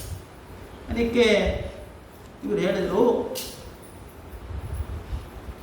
ನಾರಾಯಣ ನಾಮವನ್ನು ಹೇಳಿದರೆ ಪಾಪ ಪರಿಹಾರ ಆಗಬೇಕು ಅನ್ನೋದು ಒಪ್ಪೋಣ. ಅದು ನಾರಾಯಣ ನಾಮ ಹೇಳಿಲ್ಲ. ಇಲ್ಲಿ ಮಗನ ಕರೆದಿದ್ದು, ನಾರಾಯಣ ಮಗನ ಕರೆದ ಅರ್ಥ ಇಲ್ಲಿ, ಭಗವಂತ ನಾಮೋಚ್ಚಾರ ಮಾಡಿಲ್ಲ ಅಂತ ಹೇಳಿದಾಗ, ಸಾಂಕೇತ್ಯಂ ಪಾರಿಹಾಸ್ಯಂ ವಾ ಸ್ವಭಂ ಹೇರಣಮೇವ ವಾ ವೈಕುಂಠ ನಾಮಗ್ರಹಣಂ ಅಶೇಷಾಗ ಹರಂ ವಿದುಹು. ಇಲ್ಲ, ಭಗವಂತನ ನಾಮಕ್ಕೆ ಏನು ಮಹಿಮೆ ಇದೆ ಅಂದರೆ, ಅದು ಭಗವಂತನ ನಾಮ ಅಂತ ನಮಗೆ ಗೊತ್ತಿರಲಿ ಗೊತ್ತಿಲ್ಲದೆ ಇರಲಿ. ಇಲ್ಲಿ ಬೆಂಕಿ ಇರುತ್ತೆ, ಬೆಂಕಿ ಸುಡತ್ತೆ, ನಮಗೆ ಗೊತ್ತಿಲ್ಲ, ಮಗುಗೆ ಗೊತ್ತಿರಲ್ಲ, ಬೆಂಕಿ ಮುಟ್ಬಿಡುತ್ತೆ, ಕೈ ಸುಟ್ಟೋಗುತ್ತೆ. ಏನೇ ಮಗು ಗೊತ್ತಿಲ್ಲ, ಕೈ ಸುಟ್ಬಿಡೋದೇನೋ ಅಂತ ಅಗ್ನಿ ಜಗಳ ಆಡ್ಬೇಕಾಗತ್ತೆ. ನಾವು ತಿಳುವಳಿಕೆ ಇರಲಿ ಇರದೇ ಇರಲಿ, ಅದು ಇದೆ ಅಂತ ಗೊತ್ತಿಲ್ಲದೆ ಇರಲಿ, ಬೆಂಕಿಯನ್ನು ಮುಟ್ಟಿದರೆ ನಮಗೆ ದಾನ ಆಗುತ್ತೆ. ಹಾಗೆ ಔಷಧ ವಿಷ, ನಮ್ಗೆ ವಿಷ ಅಂತ ಗೊತ್ತಿಲ್ಲ, ಕುಡಿದು ಬಿಡ್ತೀವಿ, ನೀರಲ್ಲಿ ಅದು ವಿಷ ಬರ್ತಿರ್ತಾರೆ, ಕುಡಿದು ಬಿಡ್ತೀವಿ. ನಮ್ಗೆ ಗೊತ್ತಿಲ್ಲ, ನಾವು ಕುಡಿದೆ ಅಂತ ಹೇಳಿದ್ರೆ ಸತ್ತು ಹೋಗ್ತೀವಿ. ಆ ವಿಷ ತನ್ನ ಕೆಲಸವನ್ನು ಮಾಡ್ತೀವಿ. ಔಷಧವೂ ಹಾಗೇನೆ, ಇದರೊಳಗೆ ಏನಿದೆ, ಇದು ಏನು ಕೆಲಸ ಮಾಡೋದು ಗೊತ್ತಿಲ್ಲ, ನಾವು ತಗೊಂಡ್ರೆ ರೋಗ ಪರಿಹಾರ ಆಗುತ್ತೆ. ನಮ್ಗೆ ಗೊತ್ತಿರಬೇಕು ಅಂತಿಲ್ಲ. ಹಾಗೆ ಕೆಲವು ವಸ್ತುಗಳಿಗೆ ಅಂತಹ ಶಕ್ತಿ ಇರುತ್ತೆ. ಹಾಗೆ ಈ ನಾರಾಯಣ ನಾಮಕ್ಕೂ ಅಷ್ಟೇ, ಇದು ನಾರಾಯಣ ನಾಮ ಅಂತ ಗೊತ್ತಿರಬೇಕು ಅಂತಿಲ್ಲ, ನಾರಾಯಣ ನಾಮ ಮಹಾಪಾಪಹಾರ ಅಂತ ಗೊತ್ತಿರಬೇಕು ಅಂತಲೂ ಇಲ್ಲ. ಅದನ್ನು ಉಚ್ಚಾರಣೆ ಮಾಡಿಬಿಟ್ರೆ ಪರಿಹಾರ ಆಗ್ತದೆ. ಸಾಂಕೇತ ಪಾರಿಹಾಸ್ಯಂಬ ಸಂಕೇತ. ನಿಮ್ಮ ಮಗನಿಗೆ ಹೆದರಿಟ್ಟಿದ್ದ ನಾರಾಯಣ ಅಂತೇಳಿ, ಮಗನ ಕರೆದ, ಮತ್ತು ಹುಟ್ಟಿದ ಮಗನಿಗೆ ಹೆದರಬೇಕಲ್ಲ, ಅದಕ್ಕೋಸ್ಕರ ನಾರಾಯಣ ಹೆದರಿಟ್ಟಿದ್ದ, ಮಗನ ಕರೆದ. ಸಂಕೇತ ಇಟ್ಟುಕೊಂಡು ಅದನ್ನು ಹೇಳಿದ್ರು ಕೂಡ ಅಪರಿಹಾರ ಆಗ್ತದೆ.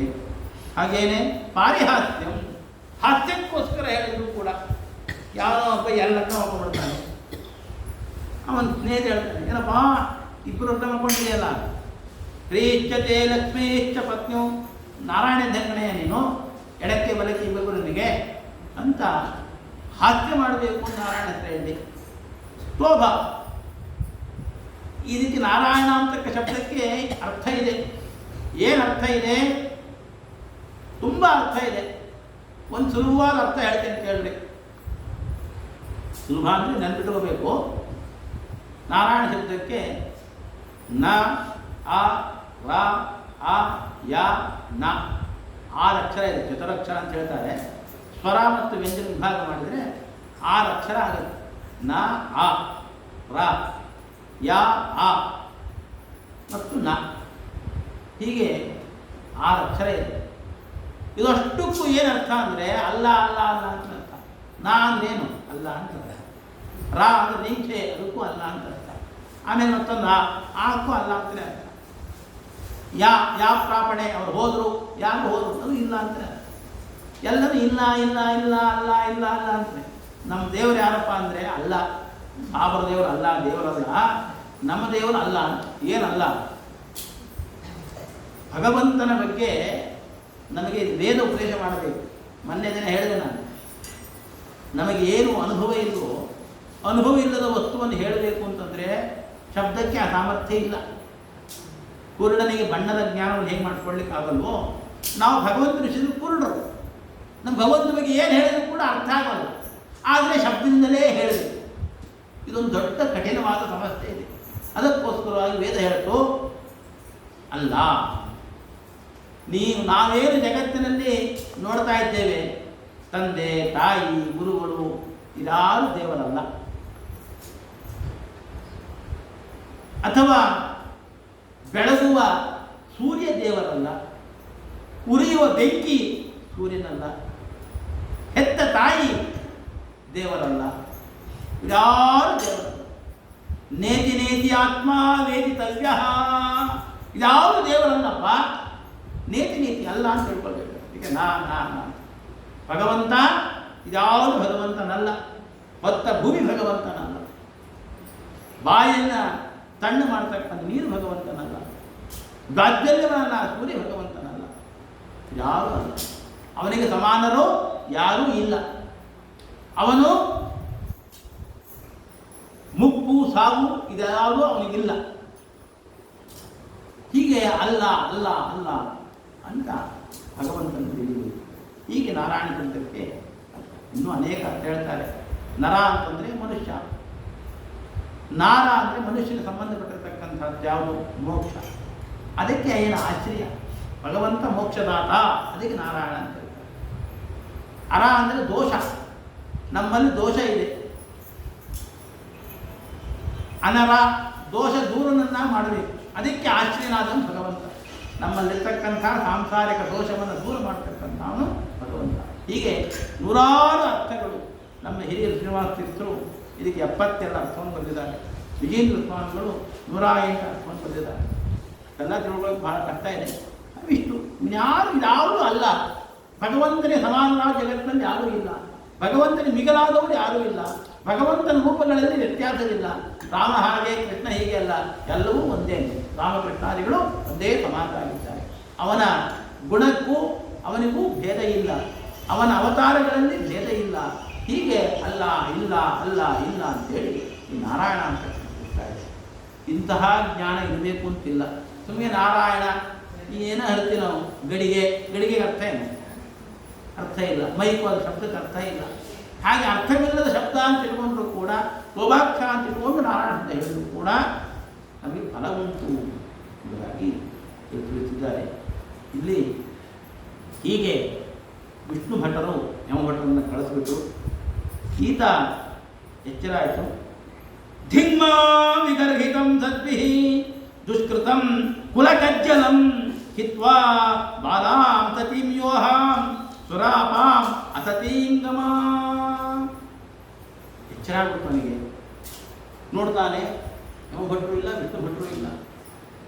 ಏನಿದೆ ಅಲ್ಲ, ನನ್ನಂಥ ಪಾಪಿಗಳಿಗೆ ಯಮಭಟ್ಟರು ದೇವತೆಗಳು ಕಾಣೋದೊಂದು ಅರ್ಥ ಏನು, ವಿಷ್ಣು ಭಟ್ಟರು ಕಾಣೋದೊಂದು ಅರ್ಥ ಏನು? ಧಿಂಗ್ಮಾಂ ವಿಗರ್ಹಿತಂ, ನನ್ನ ಬಾಳೆಗೆ ಧಿಕ್ಕಾರ ಇರಲಿ. ಯಾಕೆ? ಹಿತ್ವಾ ಬಾಲ, ಸಣ್ಣ ಹುಡುಗಿ ಅಪ್ರಬುದ್ಧ ಕನ್ಯೆಯನ್ನು ಲಗ್ನ ಮಾಡಿದ್ರು, ನನ್ನ ನೆಟ್ಕೊಂಡು ಬಂದಿದ್ದು. ಆ ಹುಡುಗಿನ ಬಿಟ್ಬಿಟ್ಟೆ, ಸಂತಾನ ಬಿಟ್ಬಿಟ್ಟೆ. ಹೆಂಡ ಕುಳಿತಕ್ಕಂಥ ಈ ಪಾಪಿ ಹೆಣ್ಣಿನ ಸಹವಾಸ ಮಾಡಿಬಿಟ್ಟೆ ನಾನು. ವೃದ್ಧನಾಗಿರ್ತಕ್ಕಂಥ ಮಾತಾಪಿತೃಗಳಿಗೆ ಅವಮಾನ ಮಾಡಿಬಿಟ್ಟೆ ನಾನು. ಅಹೋ ಮಯಾಧನ, ನಾನು ಎಂಥ ಕೆಟ್ಟ ಕೆಲಸ ಮಾಡಿದೆ. ಆದರೆ ನಾನು ನಾರಾಯಣ ಅಂತಂದೆ ಅಂತ ಹೇಳಿ ನನಗಿಂತಹ ಅನುಗ್ರಹವನ್ನು ಮಾಡ್ತಿದ್ದಾನೆಂದರೆ ನನ್ನದೇನು ಸುಕೃತ ಇಲ್ಲದಿದ್ದರೆ ಆ ನಾರಾಯಣ ಶಬ್ದವನ್ನು ಹೇಳಲಿಕ್ಕೆ, ಅದರಿಂದ ಪುಣ್ಯವನ್ನು ತಂದುಕೊಳ್ಳಲಿಕ್ಕೆ, ಅದರಿಂದ ನಮಗೆ ಯಮಭಟ್ಟರ ವಿಷ್ಣು ದೂತರ ದರ್ಶನ ಆಗಲಿಕ್ಕೆ ಕಾರಣ ಆಯಿತು ಇಂಥದ್ದು ಅಂತ ಹೇಳಿ ವಿರಕ್ತನಾಗಿ ಆತ ಗಂಗಾದ್ವಾರೂಪೇಯಾಯ ಇತಿ ಜಾತುಷು ನವೇದ ಕ್ಷಣಸಂಖ್ಯೇನ ಸಾಧುಷು ಗಂಗಾದ್ವಾರೂಪೇಯಾಯ ಮುಕ್ತ ಸರ್ವಾನುಬಂಧನ. ಹರಿದ್ವಾರಕ್ಕೆ ಹೋಗ್ತಕ್ಕಂಥನಾಗಿದ್ದಾನೆ. ಅಲ್ಲಿ ಪಶ್ಚಾತ್ತಾಪದಿಂದ ಶೇಷ ಆಯುಷ್ಯದಲ್ಲಿ ತುಂಬ ತಪಸ್ಸನ್ನು ಮಾಡಿದ್ದಾನೆ. ಆಮೇಲೆ ಆತನಿಗೆ ಸದ್ಗತಿ ಆಯಿತು. ಇಲ್ಲಿ ಆಚಾರ್ಯರು ನಿರ್ಣಯ ಕೊಡ್ತಾರೆ. ಇಲ್ಲೆಲ್ಲ ಈಗ ಕಾಣುತ್ತದೆ ಏನು, ನಾರಾಯಣ ಅಂತ ಶಬ್ದ ಹೇಳಿಬಿಟ್ರಾಯಿತು, ಅದು ನಾರಾಯಣನ ಹೆಸರು ಅಂತ ಗೊತ್ತಿರಬೇಕು ಅಂತಿಲ್ಲ, ಅದಕ್ಕಂತ ಮಹಿಮೆ ಇದೆ ಗೊತ್ತಿರಬೇಕು ಅಂತಿಲ್ಲ. ಹಾಗೆಲ್ಲ ಅರ್ಥ ಅಲ್ಲ ಅದಕ್ಕೆ. ಯಾರು ಭಗವದ್ಭಕ್ತರೋ, ಭಗವದ್ಭಕ್ತರಾದವ ಈ ರೀತಿಯಾಗಿ ಹೇಳಿದರೆ ಅವನಿಗೆ ಸದ್ಗತಿ ಉಂಟು. ಭಕ್ತರಲ್ಲದವರು ಹೇಳಿದರೆ ಅದರಿಂದ ಸದ್ಗತಿ ಇಲ್ಲ. ಯಾಕೆ ಅಂದರೆ ಭಗವದ್ಭಕ್ತನಾದವನು ತನ್ನ ಮಗನಿಗೆ ಹೆಸರಿಟ್ಕೊಂಡಿದ್ದ, ಆ ಹೆಸರು ಸಂಕೇತ ಅವನು ನಾರಾಯಣ ಅಂತ ಕರೆದ. ಅವನು ಕರೆದ ಮೇಲೆ ಏನಾಗುತ್ತೆ, ಭಗವದ್ಭಕ್ತನಾದವನು ಇದು ಭಗವಂತನ ನಾಮ, ಈ ನಾಮಕ್ಕೆ ಇಂತಹ ಮಹಿಮೆ ಇದೆ, ಈ ನಾಮದ ಇಂದ ವಾಚ್ಯವಾಗಿರ್ತಕ್ಕಂಥ ತಾತ್ಪರ್ಯ ಅರ್ಥ ಇಷ್ಟಿದೆ ಎಂತೆಲ್ಲ ಭಗವದ್ಭಕ್ತನಿಗೆ ನಂತರ ಸ್ಮರಣೆ ಆಗುತ್ತೆ. ಅವನು ಹಾಸ್ಯಕ್ಕೋ ಸಂಕೇತವೋ ಅಥವಾ ವ್ಯರ್ಥವಾಗಿಯೋ ಬಳಕೆ ಮಾಡಿದರೆ ನಂತರದಲ್ಲಿ ಭಕ್ತನಿಗೆ ಅವನ ಮನಸ್ಸಿನಲ್ಲಿ ಅವನ ಬುದ್ಧಿಯಲ್ಲಿ ಇವೆಲ್ಲ ಕಾಣುತ್ತದೆ. ಆದ್ದರಿಂದ ಅವನಿಗೆ ಅನುಗ್ರಹ ಆಗುತ್ತೆ. ಭಕ್ತರಲ್ಲದವರು ನಾರಾಯಣ ಅಂತ ಹೇಳಿದ ಕ್ಷಣಕ್ಕೆ ಅವರಿಗೆ ಸದ್ಗತಿ ಆಗೋದು. ಆಚಾರ್ಯ ಹೇಳ್ತಾರೆ, ಮೋಕ್ಷಕ್ಕೆ ಒಂದೇ ದಾರಿ, ಕಳತನದಿಂದೆಲ್ಲ ಮೋಕ್ಷಕ್ಕೆ ಹೋಗಲಿಕ್ಕಾಗಲ್ಲ. ವಿಧಾನಸೌಧಕ್ಕೆ ಹೋಗ್ಬೋದು ನೀವು, ಮತ್ತು ಪಾರ್ಲಿಮೆಂಟಿಗೆ ಹೋಗ್ಬೋದು, ಇನ್ನೆಲ್ಲಿಗಾರು ಹೋಗ್ಬೋದು. ಆದರೆ ಮೋಕ್ಷಕ್ಕೆ ಇರ್ತಕ್ಕಂಥ ಒಂದೇ ಹಾದಿ, ಅದು ಭಕ್ತಿ ಮಾರ್ಗ ಮಾಡ್ತಾರೆ. ಭಕ್ತಿ ಮಾರ್ಗದಲ್ಲಿ ಹೋಗಲಿಕ್ಕೆ ಆಗೋಲ್ಲ. ಅದಕ್ಕೆ ವಾದರಾಜ ಸ್ವಾಮಿಗಳು ದೃಷ್ಟಾಂತ ಕೊಡ್ತಾರೆ. ಏನು ಭಗವದ್ಭಕ್ತರು ಹೇಳಿದರೆ ಅದಕ್ಕೆ ಬೆಲೆ ಇದೆ, ಭಕ್ತರು ಹೇಳ್ತಾ ಇದ್ರೆ ಬೆಲೆ ಇಲ್ಲ. ಎರಡು ಇಬ್ಬರು ಹೇಳ್ತಕ್ಕಂಥ ನಮ್ಮ ವಿಷ್ಣುನಾಮ ತಾನೇ. ಅದಕ್ಕೆಲ್ಲ ದೃಷ್ಟಾಂತ ಕೊಟ್ಟಿದ್ದಾರಲ್ಲ, ವಿಷದ ದೃಷ್ಟಾಂತ, ಔಷಧ ದೃಷ್ಟಾಂತ, ಬೆಂಕಿ ದೃಷ್ಟಾಂತ ಕೊಟ್ಟಿದ್ದಾರಲ್ಲ. ಹಾಗಾಗಿ ಭಕ್ತರಾಗಲೇ ಯಾರು ಹೇಳಿದ್ರೆ ಆಗಲೇಬೇಕಲ್ಲ ತದ್ಗತಿ ಅಂತ ಹೇಳಿದರೆ ಅದಕ್ಕೆ ಅವ್ರು ಹೇಳ್ತಾರೆ. ಈಗ ಚುಂಬನ ಮುದ್ದಿಟ್ಬಿಟ್ರೆ ಖುಷಿ ಆಗುತ್ತೆ. ತಾಯಿ ಮಗುವಿಗೆ ಮುದ್ದಿಡ್ತಾಳೆ, ಖುಷಿ ಆಯಿತು, ಮಗುವು ಖುಷಿ ಆಗುತ್ತೆ, ತಾಯಿಗೂ ಖುಷಿ ಆಗುತ್ತೆ. ತಾಯಿ ಮಗುವನ್ನು ಅಪ್ಪಗೊಡ್ತಾಳೆ, ಆಲಿಂಗನದಿಂದ ಮಗು ಖುಷಿ ಆಗುತ್ತೆ, ತಾಯಿಗೂ ಖುಷಿ ಆಗುತ್ತೆ. ಈಗೆಲ್ಲ ಕಂಡಿದ್ದು ನಾವು, ಆಲಿಂಗನದಿಂದ ಖುಷಿ ಆಗೋದು, ಮುದ್ದಿಡೋದ್ರಿಂದ ಖುಷಿ ಆಗೋದು. ಧೃತರಾಷ್ಟ್ರ ಆಲಿಂಗನ ಅಂತ ಕೇಳಿದ್ರಿ, ಅದರಿಂದ ಖುಷಿ ಆಗುತ್ತಾ? ವ್ಯಾಘ್ರಾಲಿಂಗನ ಅಂತ ಗೋವನ್ನು ತಿನ್ನಬೇಕು ಅಂತ ಹುಲಿ ಹಸುವನ್ನು ಅಪ್ಪಗೊಳ್ಳುತ್ತದೆ, ಖುಷಿ ಆಗುತ್ತೆ ಹಸುವಿಗೆ, ಖುಷಿ ಆಲಿಂಗ ಖುಷಿ ಆಗಬೇಕಲ್ಲ ಅಂತ ಹೇಳಿದ್ರೆ ವ್ಯಾಘ್ರ ದ್ವೇಷದಿಂದ ಆಲಿಂಗನ ಮಾಡ್ಕೊಳ್ತಾರೆ. ಧೃತರಾಷ್ಟ್ರಾಲಿಂಗನ ಪ್ರಸಿದ್ಧವಾಗಿರ್ತಕ್ಕಂಥದ್ದು ಆಲಿಂಗನ. ಮಕ್ಕಳು ಬಂದುಬಿಟ್ಟ ಅಂತಕ್ಕಂಥ ಸಿಟ್ಟಿತ್ತು ನಮಗೆ. ಕೋಪದಿಂದಲೋ ದ್ವೇಷದಿಂದಲೋ ಅಮರ್ಷದಿಂದಲೋ ಆಗ್ತಕ್ಕಂಥ ಆಲಿಂಗನ ಆಗಲಿ ಚುಂಬನ ಆಗಲಿ ನಾಗರಾವು ಮುತ್ತಿಟ್ಟರೆ ಖುಷಿ ಆಗುತ್ತೆ ಆಗಲ್ಲ. ಹಾಗಾಗಿ ಚುಂಬನ ಅಂಥೇಳಿ ಆಲಿಂಗನ ಅಂಥೇಳಿ ಅದಕ್ಕೆ ಖುಷಿ ಇಲ್ಲ. ಅದರ ಹಿಂದೆ ಸ್ನೇಹ, ವಾತ್ಸಲ್ಯ, ಪ್ರೀತಿ ಇರಬೇಕು. ಮಾತೃ ವಾತ್ಸಲ್ಯ ಪ್ರೀತಿಗಳಿದ್ದರೆ ಆಲಿಂಗನಕ್ಕೆ, ಆ ಚುಂಬನಕ್ಕೆ ಮಹತ್ವ ಉಂಟು. ಹಾಗೆ ಹರಿನಾಮಸ್ಮರಣೆಗೆ ಯಾವಾಗ ಮಹತ್ವ ಅಂದರೆ ಭಕ್ತಿಯ ಹಿನ್ನೆಲೆ ಇರುತ್ತೆ. ಅಜಾಮಿಳನಲ್ಲಿ ಭಾರೀ ದೊಡ್ಡ ಭಕ್ತ, ಅವನನ್ನು ನೋಡಿ ನಾವು ಮೋಸ ಹೋಗೋದಲ್ಲ. ಅವನಲ್ಲಿ ಭಕ್ತಿ ಗಂಗೆ, ಅಂತರಗಂಗೆ ಹರಿತಾ ಇತ್ತು. ಅದು ಏಕ್ದಮ್ ಬೆಳಕಿಗೆ ಬಂತು. ಅಜಾಮಿಳಲ್ಲಿ ನೋಡ್ಕೊಂಡು ನಾವು ಬೇಯಿಸ್ಬಿಡೋದಲ್ಲ. ಅವನು ಭಗವದ್ಭಕ್ತ, ಪ್ರಾರಬ್ಧ ಕರ್ಮವಶಾತ್ ಏನೋ ಆಗಿತ್ತು.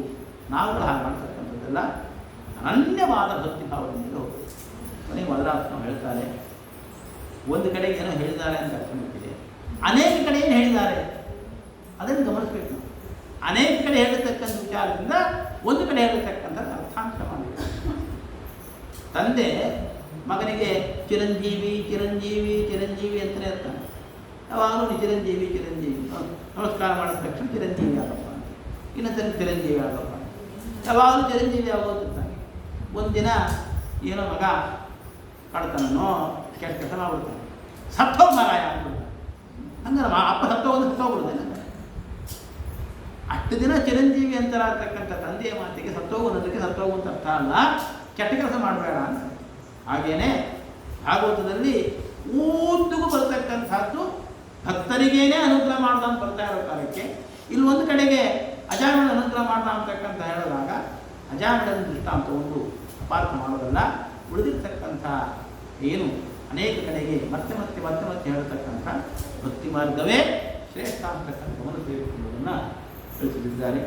ಹೀಗೆ ಅಜಾಮಿಳ ಉಪಾಖ್ಯಾನ ಅಂತ ಬರ್ತದೆ. ಇಲ್ಲಿ ಮುಂದೆ ಏನಾಗುತ್ತೆ, ನಮ್ಮ ಭಟ್ರು ನಮ್ಮ ದೇವರ ಹತ್ರ ಹೋಗ್ತಾರೆ, ಸ್ವಾಮಿ ನಾವು ಈಗ ಹೋಗಿದ್ವಿ, ಅಲ್ಲಿ ವಿಷ್ಣು ದೂತರು ಬಂದುಬಿಟ್ರು, ನಮ್ಮನ್ನು ತಡಪಡಿಸ್ಬಿಟ್ರು, ಏನು ನೀವು ಹೇಳಿದ ಆಜ್ಞೆಯನ್ನು ಮೀರಿ ಅವರು ನಮ್ಮನ್ನು ತಡಬಿಟ್ರು. ಹಾಗಾಗಿ ನೀವು ಜಗತ್ಸ್ವಾಮಿ ಹೌದು ಅವರು, ನಿಮ್ಮ ಮೇಲೆ ಇನ್ನೂ ಯಾರು ಅಧಿಕಾರಿಗಳಿದ್ದಾರ ಏನು? ಪರೋ ಮದನ್ಯ ಜಗತಸ್ತಸ್ತುಶ್ಚ ಓತಪ್ರೋತಂ ಪಟವದ್ಯತ್ರ ವಿಶ್ವಂ ಯದಂಶತೋಸ್ಯ ಜನ್ಮನಾಶಾಃ ನಶ್ಯೋತವತ್ ಯಸ್ಯ ವಶೇ ಹಿ ಲೋಕಃ. ಅಯ್ಯ ಪರೋ ಮದನ್ಯ, ನನ್ನಿಂದ ಸರ್ವೋತ್ತಮನಾಗಿರ್ತಕ್ಕಂಥ ಬೇರೆ ಆದವನು ಇದ್ದಾನೆ. ಅವನು ಜಗತಸ್ತಸ್ತುಶ್ಚ, ಇಡೀ ಜಗತ್ತಿನಲ್ಲಿರ್ತಕ್ಕಂಥ ಚರಾಚರ ಪ್ರಾಣಿಗಳನ್ನು ಹಿಡಿದಿಟ್ಕೊಂಡಿದ್ದಾನೆ. ಅಂತಹ ಸಾಮರ್ಥ್ಯ ಅವನು ಓತಪ್ರೋತ, ಈ ಹರಿದೋದ ಬಟ್ಟೆಯನ್ನು ಹಿಂಗೆ ಅಡ್ಡ ದಾಖಲೆಗೆ ಅಂತ ಹಾಕಿ ಬರೀತಾರೆ, ಹಾಗೆ ಅಡ್ಡ ಉದ್ದ ಬಂದು ಇಡೀ ಜಗತ್ತನ್ನು ಹಿಡಿದಿಟ್ಟುಕೊಂಡಿದ್ದಾನೆ. ಅವನು ಅವನ ಅಧೀನದಲ್ಲಿ ನಾವುಗಳೆಲ್ಲ ಇದ್ದೇವೆ. ಹೇಗಿದ್ದೇವೆ ಅಂದರೆ ನಶ್ಯೋತವತ್ತು, ಎತ್ತಿನ ಮೂಗಿನಲ್ಲಿ ಹಗ್ಗ ಹಾಕ್ಬಿಡ್ತಾನೆ, ಮೂಗ ಚೆನ್ನಾಗಿ ಹಿಡ್ಕೊತಾನೆ, ನಾ ಹೇಳ್ದಂಗೆ ಕೇಳುತ್ತಿತ್ತು. ಹಾಗೆ ಇಡೀ ಜಗತ್ತು ಅವನ ಅಧೀನದಲ್ಲಿದೆ. ಆದ್ದರಿಂದ ನಾನೇ ಸರ್ವೋತ್ತಮ ಅಂತ ಹೇಳ್ತಕ್ಕಂಥದ್ದಲ್ಲ, ನನಗಿಂತ ಸರ್ವೋತ್ತಮ ಬೇಕಾದ ಜನ ಇದ್ದಾರೆ. ಜಿಹ್ವಾನವತ್ತಿ ಭಗವದ್ಗುಣನಾಮಧೇಯಂ ಯದಶ್ಚನ ಸ್ಮರತಿ ತಚ್ಚರಣಾರವಿಂದಂ ಕೃಷ್ಣಾಯ ನೋ ನಮತಿ ಯಚ್ಚಿರ ಏಕದಾಪಿ ತಾನ್ ಆನಯಧ್ವಂ ಅಸತಃ ಅಕೃತ ವಿಷ್ಣುಕೃತ್ಯಾನ್. ಮುಟ್ಟದಿರಿ ಮುರಹರನ ದಾಹ ಕಟ್ಟು ಮಾಡಿ. ಆದ್ದರಿಂದ ಜಿಹ್ವಾನವತ್ತಿ, ಯಾರ ನಾಲಿಗೆಯಲ್ಲಿ ಹರಿನಾಮ ಸ್ಮರಣೆ ಮಾಡಿಲ್ಲವೋ ಅವರನ್ನು ಕರ್ಕೊಂಡ್ಬನ್ನಿ. ಯಾರ ತಲೆ ಭಗವಂತನಿಗೆ ಬಾಗಿಲ್ಲವೋ ಅವರನ್ನು ಹಿಡಿತಾರೆ. ಯಾರ ಮನಸ್ಸಿನಲ್ಲಿ ಭಗವಂತನ ಸ್ಮರಣೆ ಮಾಡಿಲ್ವೋ ಅವರನ್ನು ಹಿಡಿತಾರೆ. ಭಗವಂತನ ದಾಸವನ್ನು ಇದು ತರಲಿಕ್ಕಿಲ್ಲ. ತಾನು ಆನಯತ್ವಂ ಅಸತಃ ಅಂಥವನು ತರಬೇಕು ಎಂಬುದಾಗಿ ಆ ಯಮಧರ್ಮರಾಜ ಭಗವಂತ ಸರ್ವೋತ್ತಮ, ಅವರ ಅಧೀನದಲ್ಲಿ ನಾವೆಲ್ಲ ಇದ್ದೇವೆ ಅಂತಕ್ಕಂಥ ತತ್ವವನ್ನು ತಿಳಿಸಿದ್ದಾನೆಂಬುದಾಗಿ ಅಜಾಮಿಳೋಪಾಖ್ಯಾನ ವಿಚಾರೆ ಕೃಷ್ಣಾರ್ಪಣ. ಕಾಯೇನ ವಾಚ ಮನಸಾ ಇಂದ್ರಿಯೇವ ಬುದ್ಧ್ಯಾತ್ಮನಃ ಹೃದಯಸ್ವಭಾವ ಕರೋಮಿ ಯಸ್ಯತ್ ಸಕಲಂ ಪರಸ್ಮೈ ನಾರಾಯಣಾಯ ಸಮರ್ಪಯಾಮಿ.